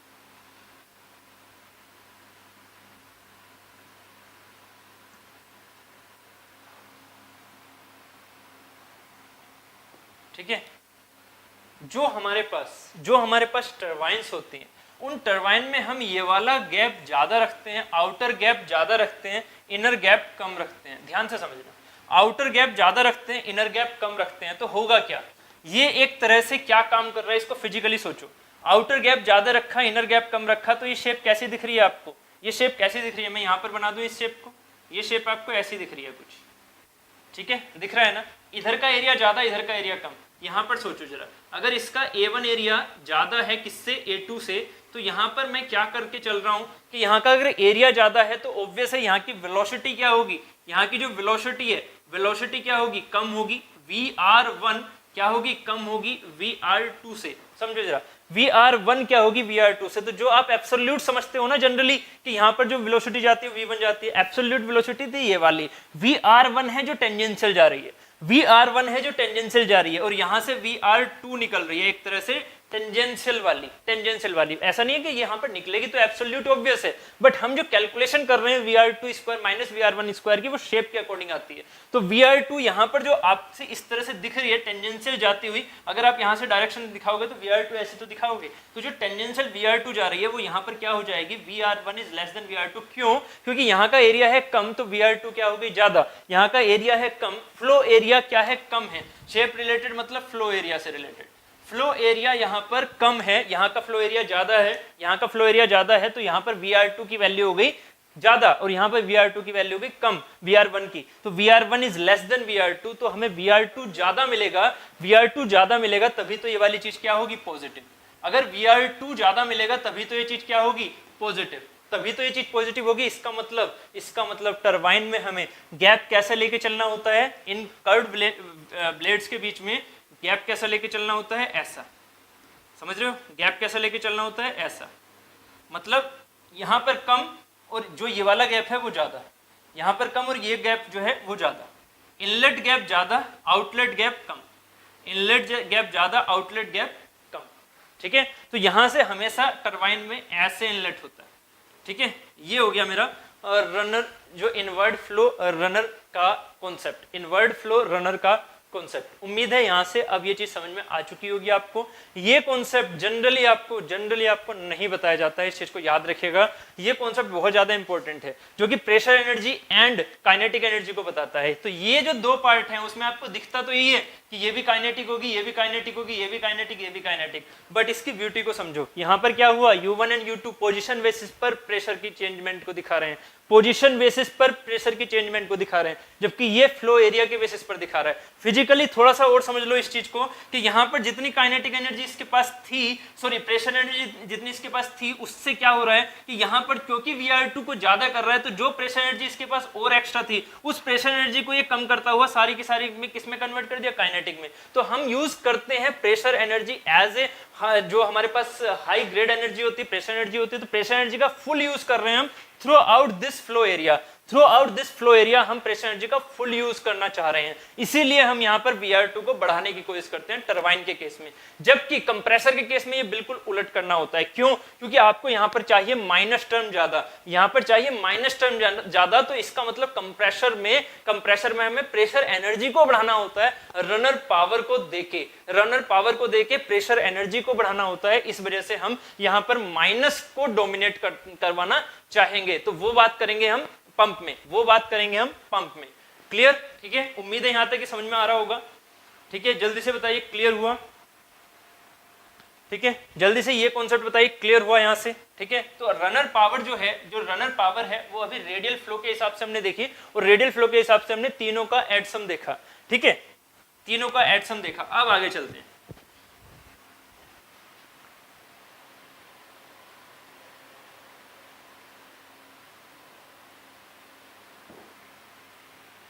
ठीक,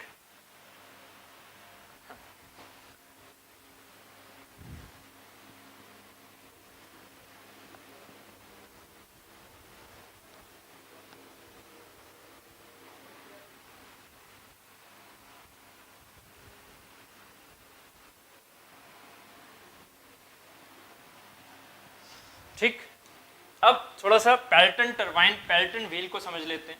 देखिए सिंपल सी बात है, यहाँ पर पैल्टन व्हील को मैं इस तरह से लेके चल रहा हूँ। ये मेरे पास हॉरिजॉन्टल एक्सेस पैल्टन व्हील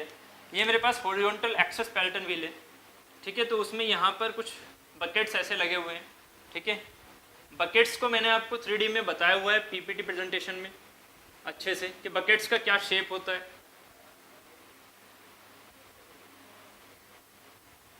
ठीक है, यहाँ पर ये नोजल लग रही है ऐसे, ये नोजल है जो कि इस पर पिंज कर रही है यहाँ पर।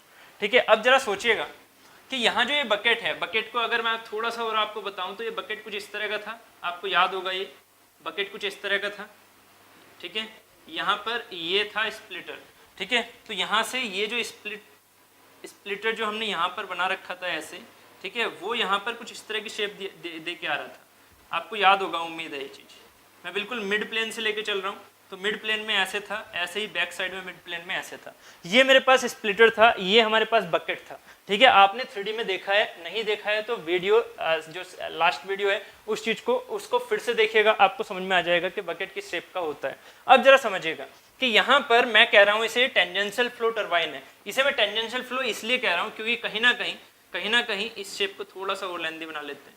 ठीक है, ये चीज यहाँ पर लग रही है। ठीक है, तो यहाँ पर अगर मैं इस पर्टिकुलर की बात करता हूँ तो वाटर क्या है, वाटर ऐसे इम्पिंज हो रहा है। जरा इस क्रॉस सेक्शन को काटो, ध्यान से समझो, इस क्रॉस सेक्शन को काटो ऐसे, जो ये मैं रेड दिखा रहा हूँ, इस क्रॉस सेक्शन को काटो जरा ऐसे क्रॉस सेक्शन काटो। तो ऐसे क्रॉस सेक्शन इसका यहीं से तो कट रहा है, चेक करो, जो ऐसे क्रॉस सेक्शन काट रहे हैं, हॉरिजॉन्टल जो क्रॉस सेक्शन आप काट रहे हैं वो ऐसे ही तो कट रहा है। हॉरिजॉन्टल क्रॉस सेक्शन इस बकेट का ऐसे कट रहा है, तो इस हॉरिजॉन्टल क्रॉस सेक्शन को जरा ऊपर से देखो, इस हॉरिजॉन्टल क्रॉस सेक्शन को ऊपर से देखो तो आपको कैसा दिखेगा, ये ऐसा दिखेगा या नहीं? ये हॉरिजॉन्टल क्रॉस सेक्शन आपको कुछ ऐसा दिखेगा या नहीं? ठीक है, ठीक है, ये हॉरिजॉन्टल क्रॉस सेक्शन आपको कुछ ऐसा दिखेगा, जिसमें वाटर कहाँ पर आ रहा होगा, स्प्लिटर पर हम वाटर को इम्पिंज कराने की कोशिश करते हैं तो वाटर यहाँ पर आ रहा है, यहाँ से ऐसे डिफ्लेक्ट होकर इधर की ओर निकल रहा है, यहाँ से ऐसे डिफ्लेक्ट होकर इधर की ओर निकल रहा है। तो ये मेरा क्या है, ये मेरा हॉरिजॉन्टल प्लेन है, वर्टिकल नहीं है। ये मेरा है हॉरिजॉन्टल प्लेन, वर्टिकल नहीं है। It is not a vertical plane, हमेशा याद रखिएगा, it is not a vertical plane. इसका मतलब क्या हुआ, इसका मतलब क्या हुआ ठीक है। वर्टिकल प्लेन हो सकता है कब, जब यही पूरी हॉरिजॉन्टल में हो, है ना, जब ये पूरी ही हॉरिजॉन्टल में हो, मतलब इसका क्या हुआ कि ये प्लेन अगर हॉरिजॉन्टल ऐसे ले लिया तो यहाँ पर क्या होगा कि ये हमारी वर्टिकल एक्सिस टरबाइन हो जाएगी, और वर्टिकल एक्सिस टरबाइन में नोजल ऐसे आएंगी, नोजल ऐसे आएंगे, नोजल जो वाटर है वो यहाँ पर इस तरह से, यहाँ पर कुछ कॉम्बिनेशन कैसे बनेगा, यहाँ पर कॉम्बिनेशन कुछ ऐसे बनेगा, बकेट्स यहाँ लग रहे होंगे ऐसे, ठीक है, तो यहाँ पर वाटर ऐसे आ रहा होगा, तो तब ये प्लेन कौन सा हो जाएगा, वर्टिकल प्लेन, ठीक है। तो अभी आप हॉरिजॉन्टल से समझ लो इसे अच्छे से, फिर चाहे इसे 90 घुमाओ चाहे 180 घुमाओ, आपका मन है, ठीक है। तो it is not a vertical plane इस केस के लिए, कौन सी वाली केस के लिए, हॉरिजॉन्टल एक्सिस टरबाइन के लिए, हॉरिजॉन्टल एक्सिस टरबाइन की स्टडी हो रही है, एक्सिस टरबाइन के लिए, कौन सी, पेल्टन टरबाइन, ठीक है। तो यहां पर हमने एक चीज देखी, क्या हमारे पास एक मैकेनिज्म थी, कौन सी वाली, कि रनर पावर पर यूनिट वेट पर सेकेंड, हमारे पास इसकी वैल्यू थी v1 square minus v2 square by 2g plus u1 square minus u2 square by 2g plus vr2 square minus vr1 square by 2g। Clear. तो यहां से अगर मैं देखता हूं तो v1 एंड v2 तो मुझे अलग अलग दिखते हैं, कैसे दिखते हैं उस चीज को भी चेक करो। अगर मैं यहां पर ये बोलता हूं तो ये मेरे पास v1 है, एब्सोल्यूट वेलोसिटी, ठीक है। R1 क्या होगा, आपको मैंने इम्पल्स टरबाइन के बारे में उस टाइम पर बता दिया था, ठीक है, और साथ ही मैंने ये भी बोला था आपसे कि हम इस टाइम पर इस बकेट को ऐसा मानते हैं जिस टाइम पर ये इंपिंज हो रहा है कि ये अपनी यू वेलोसिटी से तो भले से ही जा रहा है, बट इस पॉइंट पर ये स्टॉप है। स्टॉप इन द सेंस क्या, कि जब ये इस पर वाटर पार्टिकल टच होता है तो इस टाइम पर उस पर्टिकुलर टाइम के लिए, उस पर्टिकुलर शॉर्ट टाइम के लिए यहाँ पर इससे टच हो रहा है, बट जैसे ही थोड़ा सा टाइम आप देखते हो, ड्यूरेशन, टाइम ड्यूरेशन के बारे में बात करते हो, तो ये बकेट तो ऊपर चला गया, तुरंत ही दूसरा बकेट नीचे आता है, ये मैंने आपको समझाया हुआ है। ये बकेट ऊपर चला गया, तुरंत दूसरा बकेट नीचे आता है, तो ये इसके लिए फिर स्टेशनरी हो जाता है। तो ये सारी चीजें कैसे चलती रहती हैं, ये बकेट ऊपर गया फिर ये आया, ऐसे ही फिर ये वाला बकेट ऊपर जाएगा फिर ये तीसरा वाला बकेट आ जाएगा, ठीक है। तो हमेशा ये कंटिन्यूअस वे में इसके कोरस्पॉन्डिंग चलती रहती है। तो यहाँ पर अगर आप बात करें तो जो हमारे पास v1 है वो एब्सोल्यूट वेलोसिटी लग रही होती है यहाँ पर, और ये जो आपके पास u1 है, ये जो u1 है, इसकी जो u1 वेलोसिटी है वो आप यहाँ ऐसे दिखा रहे हैं, तो ये मेरे पास हो गया vr1, ये हो गया मेरे पास vr1। आपको पता है कि अगर एंगल इस तरह से जा रहा है तो v1 हमारा vw1v कहलाएगा, v1 हमारा vw1v कहलाएगा। अब जरा सोचिएगा कि ये जो आपके पास यहाँ से आउटलेट निकल रहा है वो कितना होगा मेरे पास, ध्यान से समझिएगा, ये है मेरे पास vr2, ठीक है, ये है मेरे पास vr2 के हेल्प से यहाँ पर ये कितना निकला v2, ठीक है, और ये हो गया हमारे पास vf2, ठीक है। तो जरा इसके ट्राइंगल और बनाइए, यहाँ पर ये क्या हो जाएगा इस डायरेक्शन में vw2, और यहाँ से ये डायरेक्शन में क्या हो जाएगा u2, ठीक है। अभी मैंने यहाँ u1 और u2 लिखा है, ठीक है, अभी मैंने यहाँ u1 एंड u2 लिखा है, ये है मेरे वेलोसिटी ट्राइंगल्स, ये है मेरे velocity triangles, velocity vectors representation for Pelton wheel, for Pelton wheel, this is the velocity vector representation। तो यहाँ पर ये तो ट्राइंगल फॉर्म नहीं बना रहा, ये सिंपल एक वेक्टर फॉर्म बना रहा है, साथ में यहाँ पर ट्राइंगल फॉर्म बन रही है। आउटकम क्या होता है, फाई, ये हम मान लेते हैं बीटा, कोई इश्यू नहीं है। तो यहाँ पर जो हमने माना है फाई का आउटकम, ये जो vr2 हमने मानी है। अब जरा सोचिएगा, इस vr2 की भी अपनी कहानी है, पर उस vr2 से पहले अपन क्या सोचते हैं, पहले u2 एंड u1 सोचिएगा। तो यहाँ पर अगर मैं आपसे कहता हूँ कि u1 कहाँ से निकला, u1 जो वेलोसिटी है वो बेसिकली इसकी वेलोसिटी है जो कि रिलेटिव जा रही है, ये मेरी u1 वेलोसिटी है, u1 वेलोसिटी से आगे की तरफ जा रहा है, मतलब ये जो है ये इसका u है, जहां पर बॉडी ये वैल्यू लग रही है। इसे मैं पिच सर्कल मान रहा हूँ, जरा इसे थोड़ा सा और नीचे बना लो जिससे कि आपको डाउट ना रहे, ये बिल्कुल मेरा पिच सर्कल होता है। मतलब अगर मैं बात करूँ यहाँ पर, ठीक है, एक सेकेंड, इन्हें थोड़ा सा हम लार्ज बना लेते हैं, ठीक है।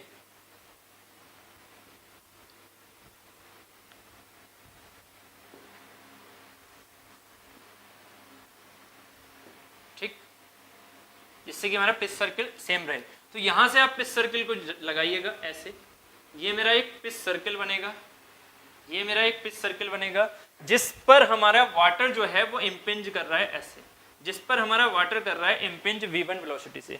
तो यहाँ जो आपके पास वाटर पार्टिकल्स आ रहे हैं वो वाटर पार्टिकल्स ऐसे इस पर आ रहे हैं, ठीक है, v1 वेलोसिटी से आ रहे हैं, बट ये जो आपके पास जो बकेट है वो u1 वेलोसिटी से आगे की तरफ जा रहा है, तो u1 वेलोसिटी से सिर्फ और सिर्फ यहीं पर तो दिखाएगा, ऐसे ये दिखाएगा मुझे u1, बट इस u1 के कोरस्पॉन्डिंग देखो, इस u1 के कोरस्पॉन्डिंग देखो कि ये जो आपके इस साइड से ऐसे जो निकल के जा रहा है बैक साइड में, वो चीज ये दिख रही है। तो इसके हिसाब से ये बताइए सॉलिड पार्टिकल है जो इस पॉइंट का बैक साइड का ये सॉलिड पार्टिकल है, ये अगर मैं इसकी बात करता हूं तो ये वाला तो u से जा रहा है ना, u1 से, इसे हम कहेंगे u1 वेलोसिटी से जा रहा है, ये u1 वेलोसिटी से जा रहा है, ये वाला पॉइंट जा रहा है u1 वेलोसिटी से, तो ये भी पॉइंट u1 वेलोसिटी से तो जाएगा, इसका जो u2 पॉइंट है वो भी तो u1 से जाएगा, मतलब u से जाएगा। ऐसे ही अगर मैं u3 की बात कर लूं, इस पॉइंट की बात कर लूं, तो ये भी क्या है, u3 से जा रहा है, u1 से जा रहा है, u से जा रहा है, u2 से जा रहा है।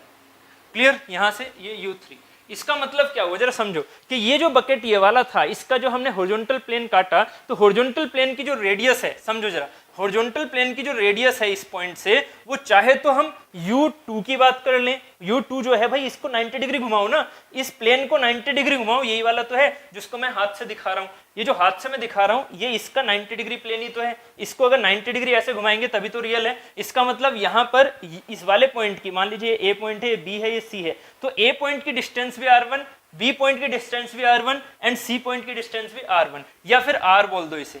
तो r मेरी क्या है, r मेरी है पिच सर्कल रेडियस, r मेरी है पिच सर्कल रेडियस। ठीक है, तो ये हुआ जहां पर हमारा वाटर इंपिंज हो रहा है इस पर्टिकुलर बकेट पर। तो उम्मीद है यहां से पेल्टन टरबाइन का डायग्राम एंड पेल्टन टरबाइन का कंस्ट्रक्शन जो मैकेनिज्म है वो भी आपको समझ में आ गया होगा। ठीक है, तो यहां पर आपके पास जो वेलोसिटी ट्रायंगल में अब ये u1 बराबर है u2, यहां से क्या हो गया, u1 बराबर u2, 4 ये लिखेगा 4 इम्पल्स टरबाइन या 4 इम्पल्स टरबाइन और पेल्टन टरबाइन, मैं पेल्टन की बात कर रहा हूं अभी सिर्फ और सिर्फ। ठीक है, चलिए फिर भी लिख लीजिए क्योंकि आपके सिलेबस के अकॉर्डिंग इम्पल्स की ही बात है। तो पेल्टन टरबाइन, ठीक है, तो पेल्टन टरबाइन में क्या हो जाएगा, v1 square minus v2 square by 2g, ये तो दिख रहा है, इनमें तो अंतर होगा, दिख रहा है v1 इतना है, vr1 बराबर हो सकता है vr2, बट v1 बराबर vr2 नहीं होगा।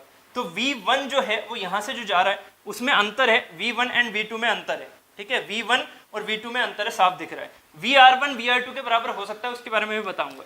यहाँ पर ये काइनेटिक हेड मिल रहा है, समझो इसे, काइनेटिक एनर्जी हेड मिल रहा है, क्लियर, मिल रहा है, मतलब इम्पल्स टरबाइन में काइनेटिक एनर्जी हेड तो होगा।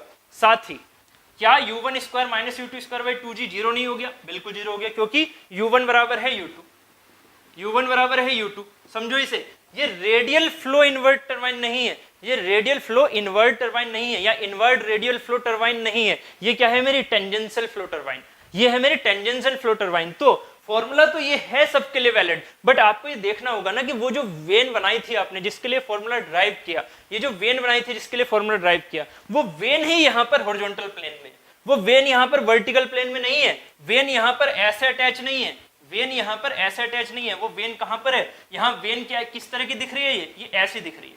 वेन क्या है, वेन हॉरिजॉन्टल प्लेन में है, वेन इस वाले प्लेन में, ये वाली है, ये है मेरे पास वेन।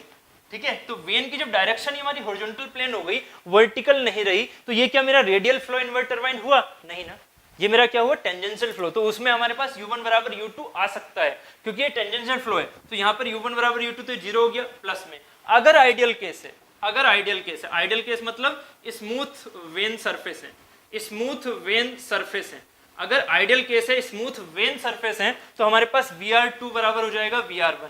तो यहाँ इस केस में क्या हो जाता है, इस केस में क्या हो जाता है, vr2 बराबर हो जाता है vr1, सो ये भी चीज क्या हो जाएगी, जीरो। vr2 बराबर हो जाता है vr1, हमेशा याद रखिए, सिर्फ और सिर्फ आइडियल केस में, और आइडियल होता नहीं है, रियल में कुछ ना कुछ एक फैक्टर लेना पड़ेगा, उसके बारे में बात मैं अभी करता हूँ। यहाँ पर ये हो जाएगी मेरी रनर पावर पर यूनिट वेट, है ना, पर सेकेंड। तो ये मेरे पास इक्वेशन निकल के आई किसकी, इम्पल्स टरबाइन की। तो इम्पल्स टरबाइन की मैं फाइनल आउटकम लिख रहा हूँ, रनर पावर पर यूनिट वेट पर सेकेंड बराबर कितना आ रहा है, v1 square minus v2 square by 2g, for ideal surface, मतलब स्मूथ सरफेस।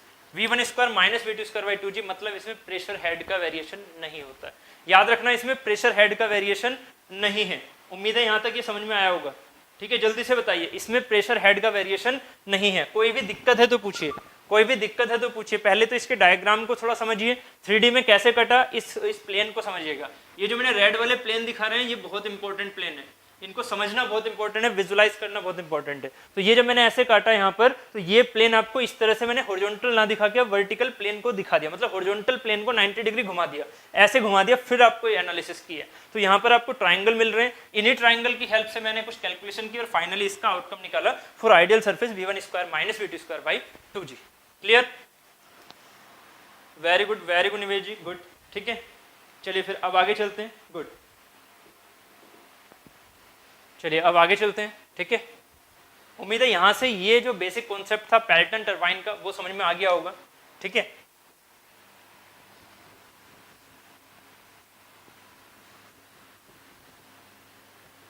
ये हमारे पास आउटकम रहा। ठीक है,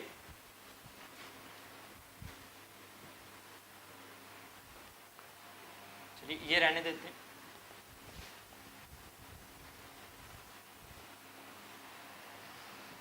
देखिए हमारे पास जो आउटकम आया, रनर पावर पर यूनिट वेट पर unit second equal to v1 square minus v2 square by 2g।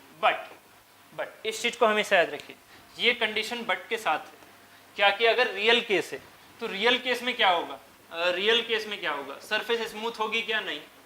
Surface क्या होगी? स्मूथ तो नहीं होगी, ये क्या होगी? रफ सरफेस होगी।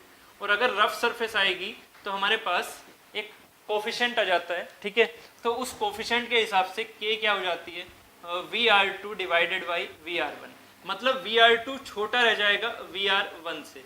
तो ये k क्या होता है, k होता है is less than 1 and is greater than 0। तो ये होता है हमारे पास k, एक फैक्टर होता है। ठीक है, ये फ्रिक्शन फैक्टर आप बोल सकते हैं, कोफिशिएंट सिंपल, म्यू नहीं बोलेंगे। ठीक है, म्यू मत बोल देना, पता लगा फ्रिक्शन कोफिशिएंट बोल दिया। ठीक है, तो ये एक तरह से हमारे पास k जो है वो कहीं ना कहीं VR2 एंड VR1 के रिलेशन को बताता है कि कितना फैक्टर रिड्यूस हुआ ये स्मूथ ना होने की वजह से। आपको मैंने हमेशा बोला है, फर्स्ट लेक्चर से बोला है कि हमारे पास v1 बराबर v2 होती है। किस सेंस में? अगर वो स्मूथ सरफेस है। कब? जब फ्लैट सरफेस हो। तो फ्लैट सरफेस हो उस पर अगर v1 जा रहा है तो वो v2 से जाता है, तो सेम होती है वेलोसिटी। कब? जब वो फ्लैट सरफेस, जब स्मूथ सरफेस हो। अगर वो स्मूथ नहीं है तो वेलोसिटी कम हो जाएगी, रिड्यूस होगी, क्योंकि फ्रिक्शन आना शुरू हो जाएगा। ये सेम वही केस है कि अगर ये रियल सरफेस है, एक रफ सरफेस है, तो रफ सरफेस के अकॉर्डिंग VR2 और VR1 में एक रेशियो आएगा। VR2 की वैल्यू क्या हो जाएगी? कम हो जाएगी। VR2 should be less than VR1। अब जरा सोचिएगा, VR2 should be less than VR1, इसका मतलब VR2 square minus VR1 square हुआ करता था ना, डिवाइडेड बाई 2। तो अब जरा सोचिएगा, VR2 अगर लेस है VR1 से तो ये टर्म कैसा आ गया? ये टर्म आ गया निगेटिव। और अगर ये टर्म निगेटिव आ गया तो ऐसा हम चाहेंगे नहीं ना, ऐसा हम चाहेंगे नहीं। तो एनालिसिस कैसी होगी? आइडियल केस में। आइडियल केस में अगर एनालिसिस होगी तो k की वैल्यू जो है वो हम क्या लेके चलेंगे? 1। आइडियल केस के लिए k की वैल्यू क्या हो गई? 1। ठीक है, k की वैल्यू हो गई 1, और ये वाला जो फैक्टर हुआ वो क्या हो गया? 0। इसका मतलब पूरी की पूरी हमारी किसके ऊपर डिपेंड कर रही है? काइनेटिक एनर्जी के पर। ठीक है, काइनेटिक एनर्जी कॉन्सेप्ट पर। बट अगर हम यहाँ k लेते हैं रियल सेंस में अगर बात करें, कोई भी आपसे जनरली आपसे यही पूछा जाता है कि ये जो आपके पास पेल्टन व्हील होती है इस पर प्रेशर एनर्जी का कोई इफेक्ट नहीं आता क्या? वो क्वेश्चन होता है, जो क्वेश्चन किया जाता है वो किया जाता है एटमॉस्फेरिक प्रेशर से रिलेटेड। बट ऐसा नहीं है कि इसमें प्रेशर हेड नहीं आता, इसमें प्रेशर हेड भी आता है। ये बहुत ही इंटरेस्टिंग कॉन्सेप्ट है जिसके ऊपर जनरली आपको ऐसा कॉन्सेप्ट कहीं नहीं दिखता है। वो जल्दी से इस चीज को स्किप करना चाहते हैं। जनरली जो होता है बताया जाता है आपको फर्दर अलग अलग जगह, वो यही बताया जाता है कि जल्दी से कि यार यहाँ पर हेड लॉस का कोई इफेक्ट ही नहीं आता है, प्रेशर का कोई बात ही नहीं होती है। तो प्रेशर तो एटमॉस्फेयर लगता है, अभी मैं बात भी करूंगा आपसे वो। ठीक है, तो उस पर हेड लॉस प्रेशर वाले टर्म में नहीं आता है, बिल्कुल आता है। रफ अगर हमारे पास सरफेस है तो प्रेशर लॉसेस का इफेक्ट यहाँ पर दिखता है। ये मेरी क्या है? ये मेरी शेप चेंज का लॉस दिख रहा है आपको, VR2 square minus VR1 square, मतलब रिलेटिव वेलोसिटी का कुछ ना कुछ रफनेस से रिलेटेड हमारे पास प्रेशर लॉस हो रहा है। इस चीज को हमेशा याद रखिएगा। ठीक है, तो जितना ज्यादा k होगा उतना ही ज्यादा हमारा ये वाला जो स्टैटिक हेड है उसमें लॉस होगा, स्टैटिक हेड में लॉस होगा। ये मेरा डायनामिक हेड है, ये मेरा स्टैटिक हेड है। ठीक है, तो हम आइडियल केस में तो डायनामिक हेड की ही बात करते हैं, आइडियल केस में हम स्टैटिक हेड की बात नहीं करते। ठीक है, बट रियल केस में स्टैटिक हेड कुछ ना कुछ होता है। ये चीज हमेशा याद रखिए फॉर द इंटरव्यू पर्पस। ये बहुत ही अच्छा कॉन्सेप्ट है यहाँ पर। ठीक है, आगे चलते हैं फिर। ठीक है, यहाँ पर ये चीज हमने समझी। ठीक है, अब ये चीज हमेशा याद रखिएगा, ये वाला जो कॉन्सेप्ट है ये हमेशा याद रखिएगा। ये कॉन्सेप्ट हमेशा याद रखिएगा, ठीक है, क्लियर।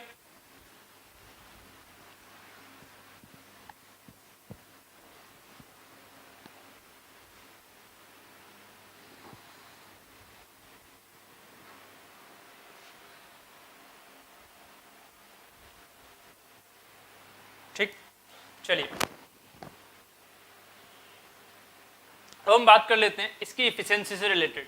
तो यहाँ पर पेल्टन टरबाइन की efficiency, efficiency of Pelton wheel, efficiency of Pelton wheel, Pelton wheel और टरबाइन, ठीक है। इफिशिएंसी कैसे निकलेगी, अभी आपने डिराइव किया था, रिलेशन याद होगा आपको, रनर पावर। अभी इफिशिएंसी के बारे में मैंने पूरा नहीं बताया आपको, बस आपको ये बताया था कि रनर पावर अपन वाटर पावर की बात करते हैं। वाटर पावर बेसिकली हमारे पास यहाँ पर क्या हो जाती है, काइनेटिक एनर्जी, क्योंकि नोजल से निकल के आ रही है, नोजल से निकल के आ रही है तो काइनेटिक एनर्जी हमारी कितनी हो जाती है, half M dot V1 square, है ना। वो चीज आपको मैंने पहले इम्पैक्ट ऑफ जेट में बता दी थी। तो इफिशिएंसी मेरा उसी सेंस में निकलनी है हमें। अभी इफिशिएंसी के जो फर्दर जो आपके पास टाइप होते हैं उनके बारे में बात करूंगा, बट अभी फिलहाल रनर पावर की बात कर लेते हैं। तो रनर पावर क्या था हमारे पास, m dot VW1 U1 plus VW2 U2।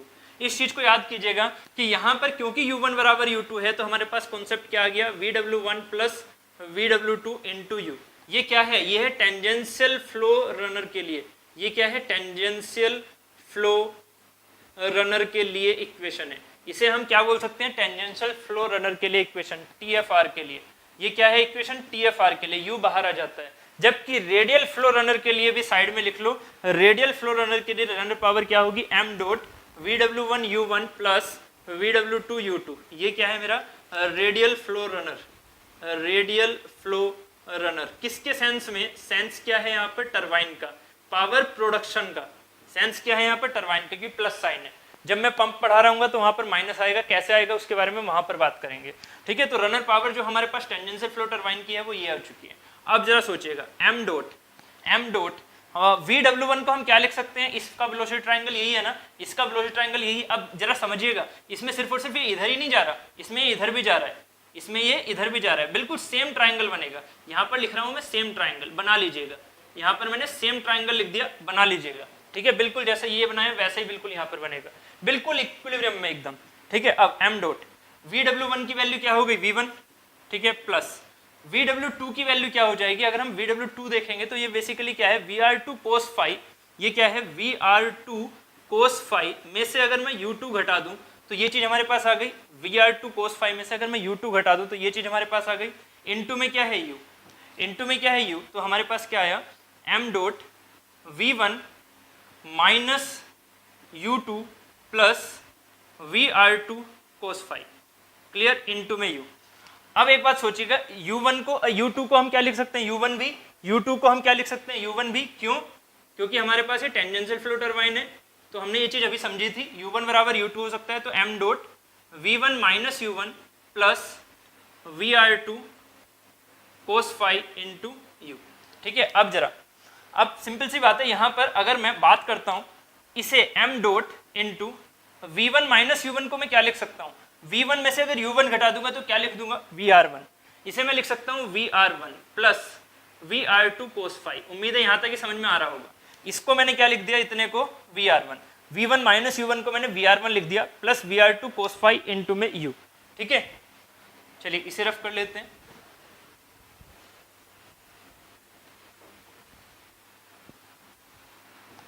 देखिए ऐसा नहीं है फ्लूइड मशीनरी आपके लिए इंपॉर्टेंट नहीं है, ठीक है।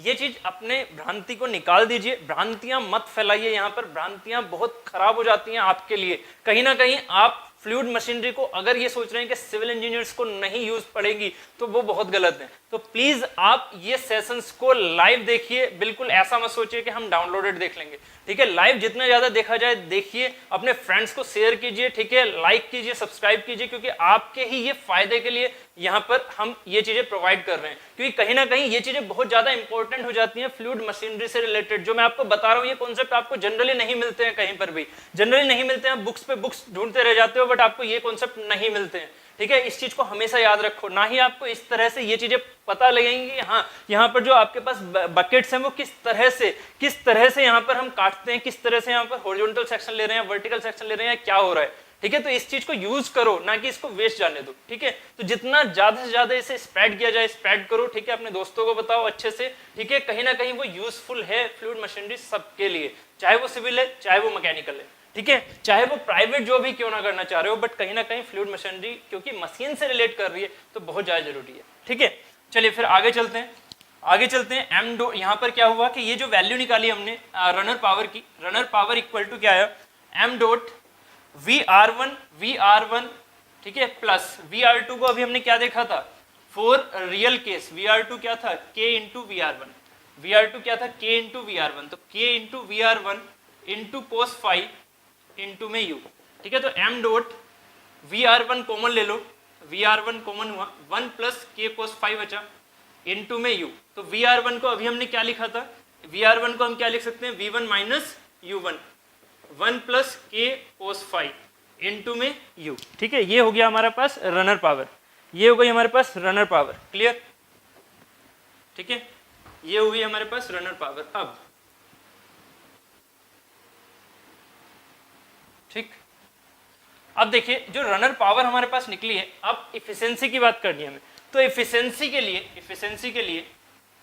इफिशिएंसी क्या होगी, इफिशिएंसी होगी हमारे पास ब्लेड की तरह लेते हैं, सिंपल ब्लेड नहीं, अब रनर की तरह हम एक्ट कर रहे हैं। तो जो हमारा एम डॉट होता है वो एब्सोल्यूट से होता है, याद करो एम डॉट हमेशा एब्सोल्यूट से होता है। ऐसे ही रनर पावर में भी एम डॉट क्या है, एब्सोल्यूट है। ये रिलेटिव एम डॉट नहीं है, इसका अगर हम वैल्यू लिखेंगे तो रो ए इंटू वी वन लिखेंगे। ऐसे ही जो हमारे पास यहाँ पर वाटर पावर आएगी वो तो हमारे पास एब्सोल्यूट आनी ही है, क्योंकि जितनी नोजल से एनर्जी जा रही है, यहाँ जो नोजल से हमारी पास हो रही है एनर्जी, वो कितनी है, half M dot into V one square, half M dot into V one square. तो रनर पावर हमारे पास कितनी आई थी, M dot V one minus you one into one plus के cos five into U divided by U मतलब U one divided by water power कितनी है, half M dot V one square. तो यहाँ से क्या हो जाएगा, एम डॉट से एम डॉट कैंसिल, ये मेरी इफिशिएंसी है कौन सी, हाइड्रोलिक। तो इफिशिएंसी हाइड्रोलिक क्या हो जाएगी, V one minus you one into one plus के cos five into you one divided by we one square, two ऊपर पहुंच गया। तो ये फॉर्मूला याद रखिएगा इफिशिएंसी का, ये फॉर्मूला याद रखिएगा, इंपॉर्टेंट फॉर्मूला है इफिशिएंसी का, इंपॉर्टेंट फॉर्मूला है इफिशिएंसी का, ये हमेशा याद रखिएगा, क्लियर। अब आगे चलें,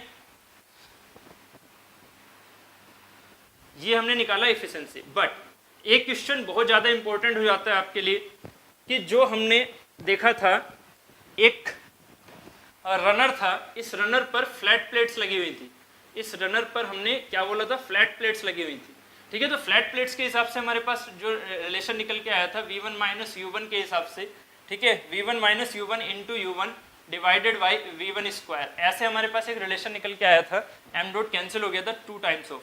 तो हमने ये देखा था कि इसको इंटीग्रेट करते हुए हमने ये देखा था कि हमारे पास v1 की वैल्यू u1 की वैल्यू v1 बाई टू आई थी, u1 की वैल्यू v1 बाई टू आई थी। इसका मतलब tangential velocity of that solid body, ठीक है, tangential velocity u of that solid body या बकेट इक्वल टू होनी चाहिए v1 बाई टू, मतलब एब्सोल्यूट वेलोसिटी जो कि नोजल से निकल रही है वाटर की उसके हाफ होनी चाहिए एफिशिएंसी मैक्सिमम के लिए। एफिशिएंसी मैक्सिमम के लिए हमारे पास ये रिलेशन आया था v1 equal to u1 equal to v1 by two, ये रिलेशन आया था।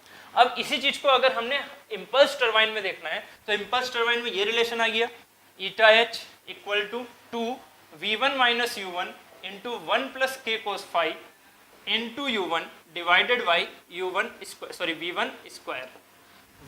स्क्वायर, ये v है, v1 स्क्वायर, ठीक है। तो अगर मैं यहाँ पर इसे D eta hydraulic divided by D u one कर दूं, u1 मैंने वेरिएबल ले लिया, u1 कर दूं तो क्या हो जाएगा, टू वन प्लस के कोस फाइव, तो एक तरह से कांस्टेंट है, divided by we one square constant हो गया, क्या बचेगा v1 u1 minus u1 square. तो हमें डिफ्रेंशिएशन करना है इस वाले पार्ट का, तो d upon d u one है ना। तो ये चीज़ तो हमारे पास एक तरह से कांस्टेंट हो गई, cos five divided by we one square. यहाँ पर इसका डिफ्रेंशिएशन करेंगे तो क्या बचेगा v1 माइनस टू u1, है कि नहीं।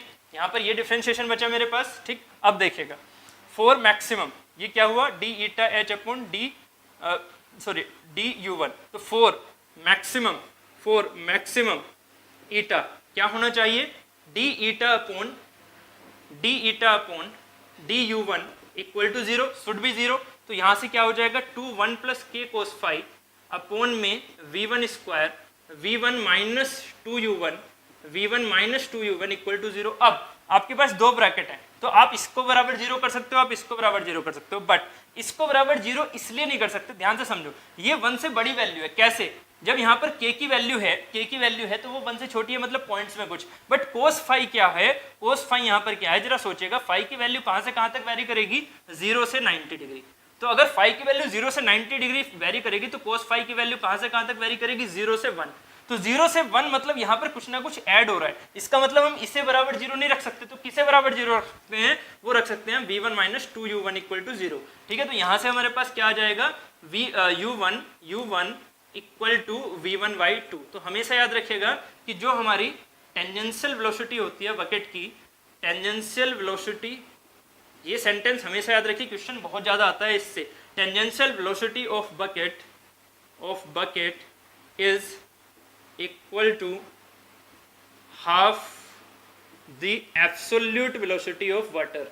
Absolute velocity of water eight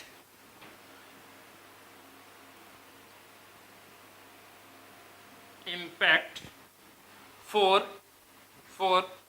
maximum efficiency, ठीक है। तो हमेशा इस चीज को याद रखिएगा, u1 जो होता है tangential velocity of bucket equal to v1 by 2, मतलब एब्सोल्यूट वेलोसिटी जो वाटर की आ रही है उसका हाफ हमेशा। ठीक है, इम्पल्स के लिए, सॉरी मैक्सिमम के लिए ये हम जरूर लेके चलते हैं, मैक्सिमम के लिए हमेशा ये चीज होती है। ठीक है, चाहे वो रफ है चाहे वो आइडियल है, ये चीज तो फिक्स है, चाहे वो रफ है चाहे वो आइडियल है, ये चीज तो फिक्स है। ठीक है, मैक्सिमम एफिशिएंसी आपको इसी कंडीशन में मिलेगी।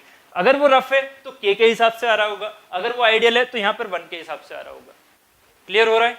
ठीक है, अब थोड़ा और आगे चलते हैं, ये चीज तो यहाँ से समझ में आ गई। ठीक है, बट मैंने आपको जब ये वाला रिलेशन बताया था, उसमें जब मैंने v1 equal to u1 equal to v1 by 2 रखा था, तो हमारे पास ईटा मैक्सिमम कितना आया था, ईटा मैक्सिमम आया था 50%। तो याद रखिए, ईटा मैक्सिमम 50% कब आता है, जब ये फ्लैट प्लेट्स लगी हुई हो, जब ये फ्लैट प्लेट्स लगी हुई हो, जब यहाँ पर बकेट ना हो, जब यहाँ पर पेल्टन व्हील ना हो। ये पेल्टन व्हील नहीं है, गलती मत कर देना, जनरली स्टूडेंट गलती करते हैं, इसे देखते ही पेल्टन व्हील बोल देते हैं ना।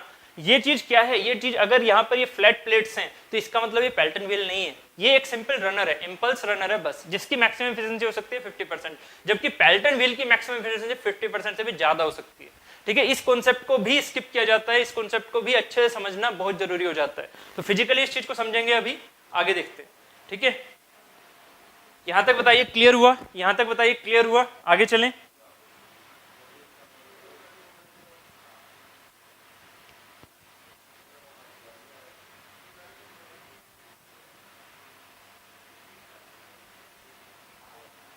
ठीक, चलिए फिर आगे चलते हैं।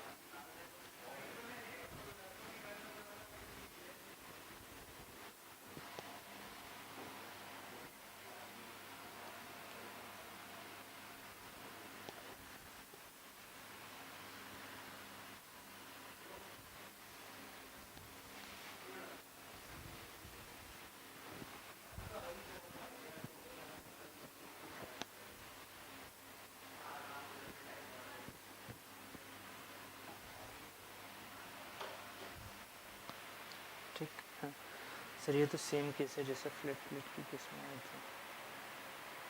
हाँ निवेदित जी, बिल्कुल यहाँ पर ये सेम केस है, बट डिफरेंस क्या है, डिफरेंस क्या है, मैं अभी उसी की बात करने वाला हूँ।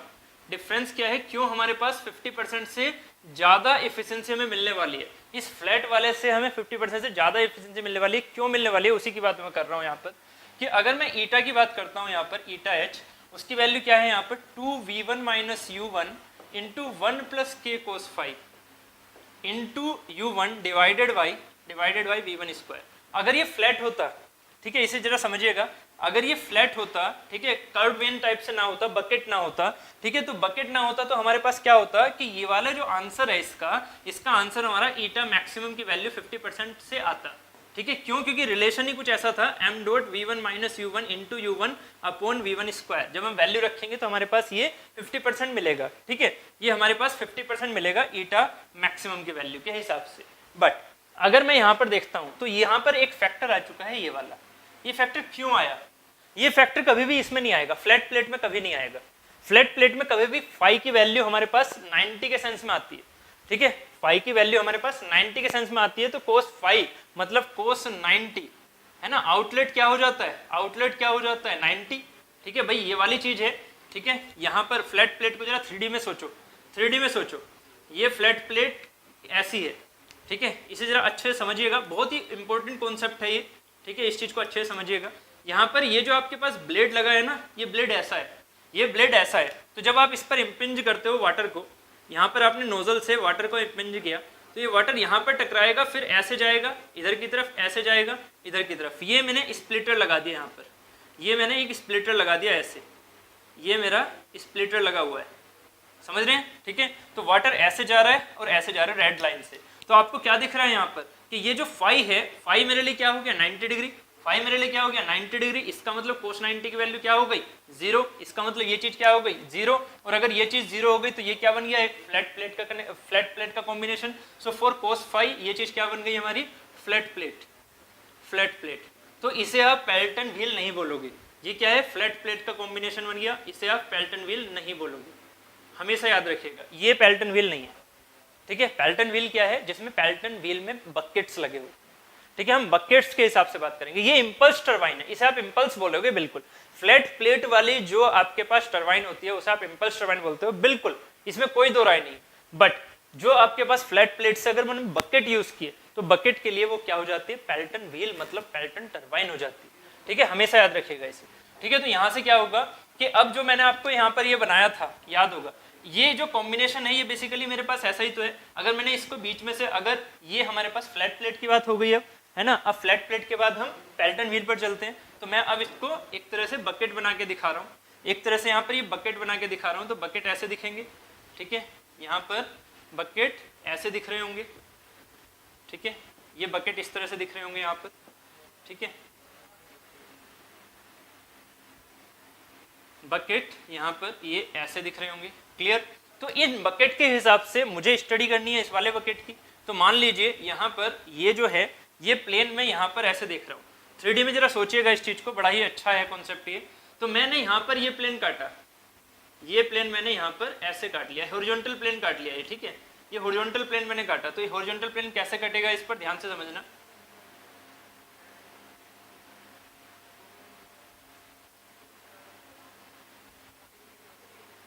ये चीज इस पर ऐसे दिखा रही होगी, ये जो हॉरिजॉन्टल प्लेन है ना, ये इस पर जब कट रहा होगा तो ये चीज ऐसे दिखा रहा होगा, ध्यान से समझना।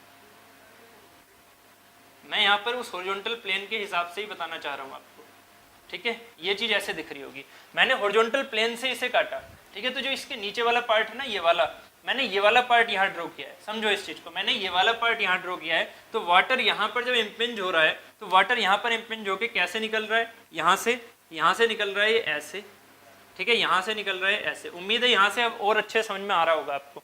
ये मैंने एक तरह से सेक्शन काट लिया, ये मैंने बीच में से एक सेक्शन काट लिया, ठीक है। तो इस सेक्शन के बेसिस पर आपको ये चीज दिख रही होगी, उम्मीद है इमेजिन हो पा रही होगी, ठीक है, ये उम्मीद है इमेजिन हो पा रही होगी आपको ये चीज, ठीक है। ये बीच में ये स्प्लिटर लगे हुए हैं, ये वाली चीज क्या है, ये स्प्लिटर है, ठीक है। ऐसे ही ऊपर वाला पार्ट होगा, ऐसे ही ऊपर वाला पार्ट होगा जो कि वहां तक बन के आ रहा होगा। तो ये जो ऊपर वाला पार्ट है उसे भी दिखा सकते हैं आप, वो आपकी मर्जी है, ठीक है। तो यहाँ पर जैसे ही हमने ये चीज दिखाया तो इसे मैंने फिर से वही केस कि ये वाला जो सेक्शन है उस सेक्शन को अब मैंने यहाँ पर हॉरिजॉन्टली दिखा दिया, इस सेक्शन को मैंने वैसे दिखा दिया वर्टिकल करके। तो वर्टिकल करके जो हमारे पास ये आया वो चीज ऐसे निकल रही है, ठीक है। जरा इसको समझो, अब ये जो चीज है ये अब ऐसे निकल रही है, ठीक है। ये हमारे पास ये क्या है, हमारे पास ये है VR2, यहाँ पर ये क्या है मेरे पास V1, ठीक है। ये मेरे पास है U1 इधर की डायरेक्शन में ऐसे, ठीक है। ये यहाँ पर क्या है हमारे पास, ये वाला टोटल हमारे पास क्या है VW1 यहाँ से यहाँ तक। उसके बाद यहाँ से ये वाला जो पार्ट है वो क्या है मेरे पास V2, ऐसे ये पार्ट है VF2, यहाँ पर ये वाला पार्ट है VW2, ठीक है।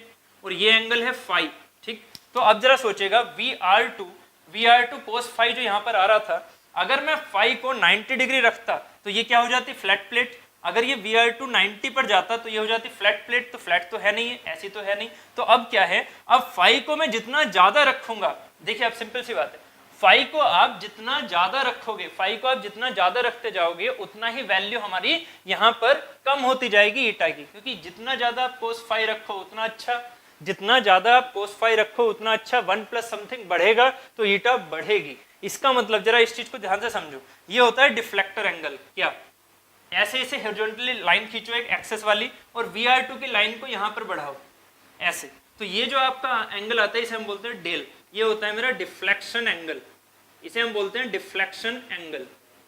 ठीक है, ये जो डिफ्लेक्शन एंगल है हमारा डेल्टा, उसकी value for the Pelton wheel, for the Pelton wheel, delta की वैल्यू फॉर पेल्टन व्हील हम क्या लेके चलते हैं, हम क्या लेके चलते हैं 160 से 170 डिग्री, 160 से 170 डिग्री। तो अब जरा सोचिएगा, अगर ये 160 से 170 है तो फाई कितना बैठेगा, फाई कितना बैठेगा, तो फाई जो है वो कितना बैठेगा, phi for Pelton wheel 10 to 20 degree, दिख रहा है ना। अगर ये हमारे पास डेल्टा है तो ये वाला ही तो फाई बनेगा, ये अगर फाई है तो ये फाई बनेगा, सीधी लाइन जा रही है ना, ये ध्यान से समझो, सीधी लाइन जा रही है, हॉरिजॉन्टल लाइन ये है तो हॉरिजॉन्टल लाइन हमारे पास ये हो गई, इस हॉरिजॉन्टल लाइन में अगर ये फाई है तो ये फाई है, ये डेल्टा है तो यहाँ पर ये हमारे पास टोटल हमारे पास डेल्टा हो गया। तो आपको दिख रहा है कि फाई की वैल्यू 180 में से घटेगी, तो phi equal to 180 minus delta, तो मतलब 10 से 20। तो यहाँ पर हम जनरली लेके चलते हैं, जनरली डेल्टा लेके चलते हैं 165 डिग्री, याद रखिएगा इसकी वैल्यू, और जनरली फाई की वैल्यू लेके चलते हैं 15 डिग्री। ये मेरी जनरल वैल्यूज होती हैं, इन चीज को याद रखिएगा। ठीक है, तो अब जरा सोचिएगा, अब एक कॉन्सेप्ट और, कि जितना ज्यादा फाई करोगे, जितना कम फाई करोगे उतना अच्छा। जरा ऐसे सोचो कि भाई सिंपल सी बात है, VW1 एंड VW2, जितना ज्यादा VW2 होगा उतना अच्छा, जितना ज्यादा VW2 होगा उतना अच्छा। कैसे चेक करो, केस वन देखो, केस वन में क्या है कि अगर मैं आपसे कहता हूं फ्लैट प्लेट लो, अगर पेल्टन व्हील की जगह आप फ्लैट प्लेट लोगे तो उसकी हाइड्रोलिक एफिशिएंसी कम है, क्यों, उसको जरा सोचो। ये हमारे पास V1 है, यहाँ पर क्या होता है m डॉट, रनर पावर क्या होती है, रनर पावर से समझ लो बस, एफिशिएंसी तो निकल ही जाती है। रनर पावर क्या हो गई, m dot V1 minus U1, simple directly आ जाता है ऐसे, इनटू में U1, ये हो जाती है मेरी रनर पावर। तो अब जरा सोचो V1 की वैल्यू यहाँ पर क्या है, V1 की वैल्यू तो हमारे पास VW1 है, बात ठीक है, बट U1 की वैल्यू क्या है 0। ठीक है, U1 की वैल्यू क्या है यहाँ पर 0, सॉरी यहाँ पर VW1 एंड VW2 के सेंस में लेके चलो इस फॉर्मूले को, VW1 एंड VW2 के सेंस में लेके चलो, एक सेकेंड।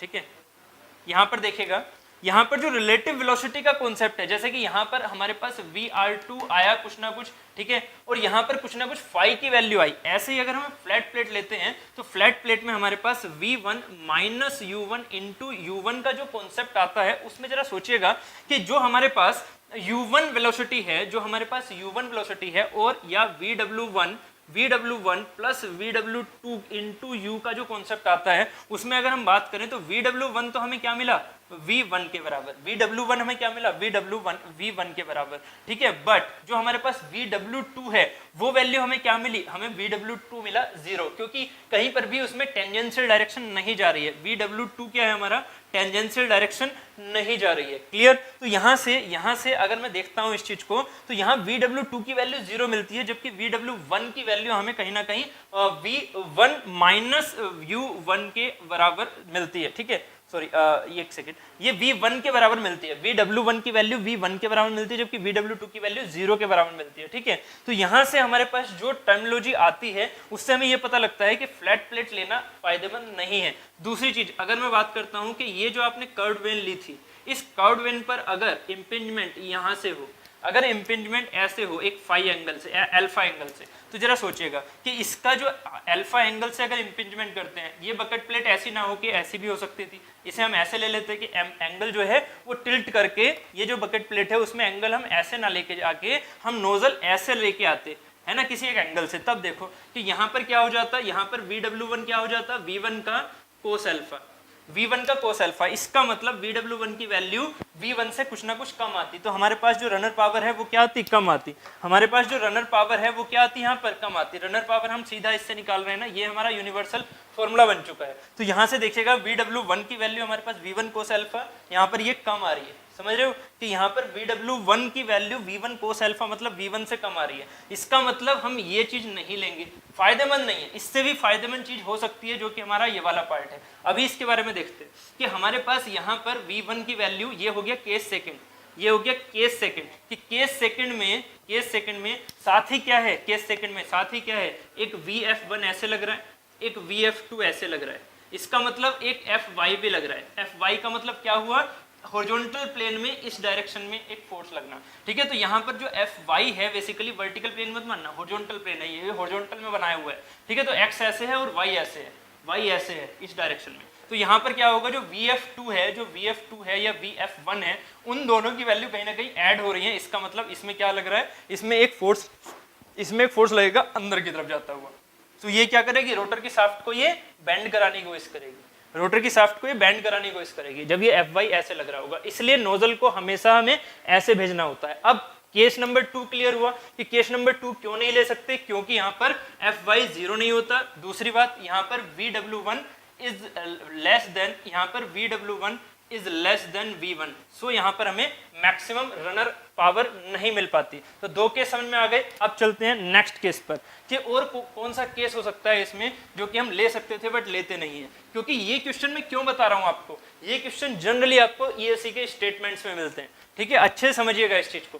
केस थर्ड आप ये ले सकते थे, केस थर्ड आप ये ले सकते थे। आपने कहा VW1 मेरी V1 से छोटी आ रही थी, तो आपने क्या किया, आपने नोजल को बिल्कुल यहाँ पर रखा और ऐसे यहाँ पर इम्पिंज किया। ये क्या है, ये मेरा हॉरिजॉन्टल प्लेन है, हॉरिजॉन्टल प्लेन में मैंने ये चीज बनाई हुई है, ठीक है। इस चीज को ध्यान से समझिएगा। हॉरिजॉन्टल प्लेन में अगर मैंने इस चीज को बनाई हुई है तो VW1 बराबर V1 मिल गया हमें, कोई दिक्कत नहीं है। बट जब ये आउटलेट गया तो आउटलेट में हमें कुछ ना कुछ FY मिलेगा।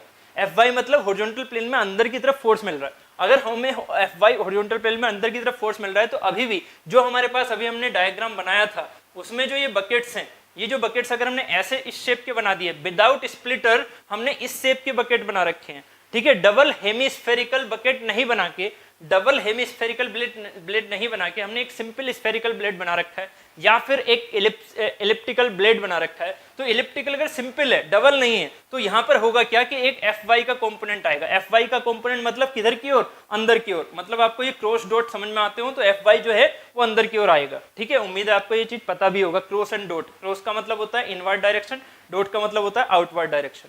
क्लियर। तो यहाँ से VW1 बराबर V1 आ गया, मतलब रनर पावर आप यूज कर सकते हो उतना ही जितना आप इसमें कर रहे थे, जितना आप इसमें कर रहे थे रनर पावर इसमें भी मिल सकती है। शेप आपके लिए ये और ये दोनों ही सिमिलर हैं कैलकुलेशन बेसिस पर, बट इसकी वजह से, इस शेप की वजह से FY मिलेगा। FY का मतलब क्या हुआ कि ये शाफ्ट, रनर शाफ्ट को बैंड कराने की कोशिश करेगा। ये जो आपके पास बकेट लगा हुआ है ये रनर शाफ्ट को बैंड कराने की कोशिश करेगा ऐसे, क्योंकि इस पर क्या लगेगा, FY लगेगा। FY का मतलब ऐसे फोर्स, ऐसे फोर्स का मतलब हुआ कि ये इस शाफ्ट को क्या करेगा, बैंड कराने की कोशिश करेगा। ये चीज हमारे लिए यूजफुल नहीं है। तो केस थर्ड सही नहीं है, तो फिर कौन सा केस बचेगा, अब बचेगा केस 4। केस 4 में क्या है, केस 4 में ये वाला कॉम्बिनेशन है। केस 4 में ये वाला कॉम्बिनेशन है कि आप क्या कर रहे हो, यहाँ पर ये इस तरह से, ठीक है, यहाँ पर ये इस तरह से, और यहाँ पर VFY का फोर्स आएगा, यहाँ पर VFY का फोर्स आएगा, जो कि एक दूसरे को कैंसिल करेगा, तो FY बराबर हो जाएगा 0, जबकि यहाँ पर FY is not equal to 0। समझिएगा, यहाँ पर FY इक्वल टू 0 हो जाएगा, इसलिए केस 4 ही हम लेके चलते हैं। बकेट को हम इसीलिए ऐसा बनाते हैं। उम्मीद है आपको जनरली ये कॉन्सेप्ट कहीं नहीं मिलेगा, बुक्स में आप ढूंढते रह जाओगे बट ये क्वेश्चन नहीं मिलेगा, कॉन्सेप्ट नहीं मिलेगा। आपको ये कॉन्सेप्ट समझना है तो इस चीज को देखना पड़ेगा, समझना पड़ेगा, विजुलाइज करना पड़ेगा, ठीक है। तो यहाँ पर आपको FY की वैल्यू 0 है, ठीक है, दिख रहा है FY 0 है, और बकेट हम ऐसा लेकर चलेंगे। साथ ही अगर मैं आपसे कहूं कि फाई की वैल्यू आप कितनी ज्यादा कर सकते हैं, तो फाई की वैल्यू आप कहेंगे, तुरंत कहेंगे फाई की वैल्यू सर 180 कर दो, ठीक है, सॉरी फाई की वैल्यू यहाँ पर 0 कर दो, 1 आ जाएगा आंसर। फाई की वैल्यू 0 कर दो, 1 आंसर आ जाएगा। डिफ्लेक्शन के एंगल की वैल्यू क्या है, 180 कर दो, मैक्सिमम वैल्यू हो जाएगी, है ना। तो अगर मैंने इसे 0 कर दिया, फाई की वैल्यू को 0 कर दिया, जरा सोचिएगा प्रैक्टिकली क्या होता है। हाँ, आप थ्योरेटिकली कर सकते हो, थ्योरेटिकली कर सकते हो, बट प्रैक्टिकली क्या होगा सोचो जरा। अगर थ्योरेटिकली भी करोगे तो वहां से क्या होगा, इस चीज को समझो कि जैसे ही कोस फाई की वैल्यू आप 0 करोगे, तुरंत ही जो हमारे पास वाटर जो आउटलेट हो रहा है, वो जो वाटर आउटलेट हो रहा है वो कहीं ना कहीं इन वाटर के फ्लो से टकराएगा। समझो जरा इस चीज को, वाटर ऐसे जा रहा है, बकेट यहाँ लगा हुआ है, वाटर ऐसे जा रहा है, ऐसे स्प्लिट हो रहा है। अब ये जो ऐसे स्प्लिट हुआ, बकेट बहुत बड़े तो है नहीं, तो ऐसे स्प्लिट हुआ, तो ऐसे स्प्लिट होने के बाद वाटर क्या करेगा, इसे रेड मार्कर को देखना, वाटर क्या करेगा, ऐसे वापस आएगा। अगर आपने उसे बिल्कुल 180 डिग्री पर घुमा दिया, यानी कि फाई की वैल्यू 0 कर दी, तो जो वाटर इन हो रहा था और जो वाटर आउट हो रहा है, देख रहे हो दोनों पैरेलली जा रहे हैं। तो कहीं ना कहीं क्या होगा, फाइनली रियल केस में क्या होगा कि ये जो वाटर आउट हो रहा है वो कहीं ना कहीं इन वाले वाटर को बीच में से डेविएट करने की कोशिश करेगा, टकराएगा इसके साथ, मतलब डेविएट करेगा। तो जो हम एम डॉट की काम कर रहे हैं, एम डॉट की वैल्यू को लेके चल रहे हैं, मतलब जो हम इम्पिंज करना चाह रहे हैं वाटर को स्टार्टिंग में, वही डिफ्लेक्ट हो जाएगा। क्यों? क्योंकि उस पर जो वाटर इधर से और इधर से आ रहा था, वो वाटर उसको क्या करेगा, क्योंकि ऑब्वियस आपको पता है वाटर क्या होता है, वाटर स्प्रेड होता है, जैसे जैसे वाटर आगे की तरफ जाता है स्प्रेड होता है, तो ये स्प्रेड होगा तो क्या करेगा, जो हमारी मेन लाइन है एम नोट की, जो हमारी एब्सोल्यूट वेलोसिटी की मेन लाइन है वाटर की, वो उस पर जाके उसको डिफ्लेक्ट करना चाहेगा, उसको खराब करना चाहेगा। तो यहाँ से आपको उम्मीद है समझ में आ रहा होगा कि इसीलिए हम फाई की वैल्यू 15 डिग्री रखते हैं। 15 डिग्री का मतलब क्या होगा कि वाटर इस साइड जा रहा है, वाटर ऐसे निकल के इस साइड आ रहा है, ऐसे आ रहा है इधर, ऐसे आ रहा है इधर। देखिए यहाँ पर ये 5 वाटर ऐसे आएगा ना आउटलेट में, तो ये कभी भी इसको नहीं छेड़ेगा, नहीं तो ये इसको छेड़ के परेशान कर देगा, समझो जरा इस चीज को। यहाँ पर अगर वाटर ऐसे आएगा तो यहाँ से स्प्लिट ऐसे होगा, तो ये जो मेन लाइन आ रही थी उसको छेड़ देगा, ठीक है। तो ये चीज समझने वाली है, ठीक। तो प्रैक्टिकली आपको समझ में आ रहा है कि फाई की वैल्यू हम प्रैक्टिकली 15 डिग्री से कम नहीं रखते हैं जनरली, ठीक है। वैसे मैंने 10 से 20 रेंज बता दिया, बट जनरली 15 डिग्री हम लेके चलते हैं सेफ साइड, क्लियर। तो यहाँ से उम्मीद है आपको डिफ्लेक्शन वाला कॉन्सेप्ट, साथ ही बकेट का कॉन्सेप्ट समझ में आ गया होगा। ओके, केस थर्ड एक बार निवेश जी जल्दी से देख लेते हैं। देखिए जैसे कि हमने इस वाले कॉन्सेप्ट को देखा था, हमने इस वाले कॉन्सेप्ट में जो ये शेप है, ये शेप अगर मैं यहीं से यहीं तक की बनाऊं, इसका मतलब क्या हुआ, केस थर्ड में मैंने क्या किया, मैंने शेप में स्प्लिटर ना लगा के मैंने शेप ऐसे बना दी, और जो वाटर की नोजल की इनलेट हो रही है, ये वाला फिगर आपको समझ में आ रहा है ना, ये वाला फिगर किसमें है, हॉरिजॉन्टल डायरेक्शन में, ये फिगर किसमें, हॉरिजॉन्टल डायरेक्शन में। तो हॉरिजॉन्टल डायरेक्शन में जब बकेट इस तरह से है, ये देखिएगा बकेट ऐसे है, और वाटर अब बिल्कुल बीच में टकरा के, स्प्लिटर ना लगा के मैं वाटर को यहाँ पर टकरा रहा हूँ, तो यहाँ पर टकरा रहा हूँ तो वाटर ऐसे जाएगा, ठीक है, वाटर ऐसे जाएगा, ठीक है। तो कैलकुलेशन तो बिल्कुल वैसी होंगी जैसे हमने इसकी की थी, याद है ना, इनलेट ऐसे जा रहा है, आउटलेट ऐसे आ रहा है, तो इनलेट का फिगर ये हो गया, आउटलेट का फिगर ये हो गया, मतलब कैलकुलेशन तो बिल्कुल ऐसी होंगी, कोई दो राय नहीं है इसमें। बट इसमें क्या रह जाएगा, अगर ये सिंपल यही फिगर होता पूरी बकेट का, ये फुल बकेट है, अगर मैं कहूँ ये फुल बकेट है, तो फुल बकेट में आपके पास एफ वाई बचा या नहीं बचा, एफ वाई 0 तो नहीं है ना, मतलब यहाँ पर कुछ ना कुछ एफ वाई आ रहा है, क्योंकि VF2 आ रहा है, VF2 आ रहा है ना, VF1 तो 0 था, VF2 आ रहा है, इसका मतलब क्या हो रहा है, कुछ ना कुछ इसमें इधर की डायरेक्शन में फोर्स लग रहा है। इधर की डायरेक्शन में फोर्स का मतलब क्या हुआ कि इस बकेट पर ऐसे एक फोर्स लग रहा है, परपेंडिकुलर डायरेक्शन में अंदर की तरफ एक फोर्स लग रहा है। तो ये क्या करेगा, अगर परपेंडिकुलर ये बकेट है, ठीक है, ये शाफ्ट है, रेड वाला मार्कर शाफ्ट है, ब्लैक वाला बकेट है, तो इस पर क्या हो रहा है, जब हम ऐसे फोर्स लगा रहे थे तो ये यहाँ पर क्या करेगा, FY का एक फोर्स लगाएगा VF2, ठीक है। तो वो ऐसे लगाएगा, इसका मतलब बकेट जो शाफ्ट है वो कैसे टिल्ट होना चाहेगा, ऐसे, शाफ्ट क्या हो जाएगा, बैंड हो जाएगा ऐसे, क्योंकि इस पर ऐसे फोर्स लग रहा है, तो शाफ्ट बैंड हो जाएगा इस तरह से। तो यही चीज है जो कि इसमें ड्रॉबैक दिखाती है। नहीं तो हम केस 3 को थ्योरेटिकल ले सकते हैं, बट थ्योरेटिकल के साथ प्रैक्टिकल हमें ये भी तो देखना पड़ेगा ना कि FY 0 तो हुआ है या नहीं हुआ है, ठीक है। अब बताइए जल्दी से, क्लियर हुआ केस थर्ड क्लियर हुआ, ठीक है, ओके, गुड निवेश जी। चलिए फिर आगे चलते हैं, उम्मीद है यहाँ तक ये समझ में आ गया होगा, ठीक है। अब आगे चलते हैं, तो यहाँ से आज उम्मीद है क्लियर हो गया होगा आपको कि जो पेल्टन टर्बाइंस होती हैं वो रियल में क्या होती हैं, ठीक है, वो रियल में क्या होती हैं, उनके साथ हो क्या रहा होता है। वो ऐसे नहीं है कि हमने सिर्फ और सिर्फ फ्लैट प्लेट ही लगा दी, उसे ही पेल्टन व्हील बोल दिया ना, ठीक है। बकेट्स होती हैं, बकेट्स में कितना एंगल लेके चलना पड़ता है हमें, वो चीजें अच्छे से देखनी पड़ती हैं। ऐसे नहीं है आर्बिट्ररी कुछ भी बना दो, बकेट बना दिया जी हो गया काम, ठीक है। पावर तो हमें चाहिए ही नहीं, पावर चाहिए भाई, तभी तो हम ये चीजें बात कर रहे हैं, ठीक है। तो इसलिए बहुत जरूरी है कि इसकी एक एक बारीकी को समझो। तो हमने यहाँ पर इसकी एक एक बारीकी को समझा, ठीक है, बात क्लियर हो रही है, ठीक है। चलिए फिर एक काम करते हैं, आज के लिए हम इतना ही रखते हैं, कल हम क्वेश्चंस इस पर डिस्कस कर लेंगे, पेल्टन व्हील पर कल हम क्वेश्चंस डिस्कस कर लेंगे। पहले इफिशिएंसी की बात करके, पहले इफिशिएंसी कर लेंगे, टाइप्स ऑफ इफिशिएंसी, उसके बाद क्वेश्चंस कर लेंगे इसके ऊपर, ठीक है। उसके बाद इसके ऊपर हम क्वेश्चंस कर लेंगे, पहले हम टाइप ऑफ इफिशिएंसी देखेंगे, देन क्वेश्चंस, ठीक है। पहले हम टाइप्स ऑफ इफिशिएंसी, कल जो बात करेंगे टाइप्स ऑफ इफिशिएंसी की, ठीक है, अलग अलग इफिशिएंसी के टाइप क्या होते हैं, और साथ ही बात करेंगे हम questions related to this, questions related to this, ठीक है, ये हमारे कल के टॉपिक होंगे, ठीक है, ठीक। तो उम्मीद है आपको यहाँ पर ये जो पेल्टन टरबाइन था इसका कॉन्सेप्ट बेसिक समझ में आया होगा। बेसिक कॉन्सेप्ट समझ में आया, जल्दी से बताइए, क्लियर हुआ बेसिक कॉन्सेप्ट अच्छे से, ठीक है,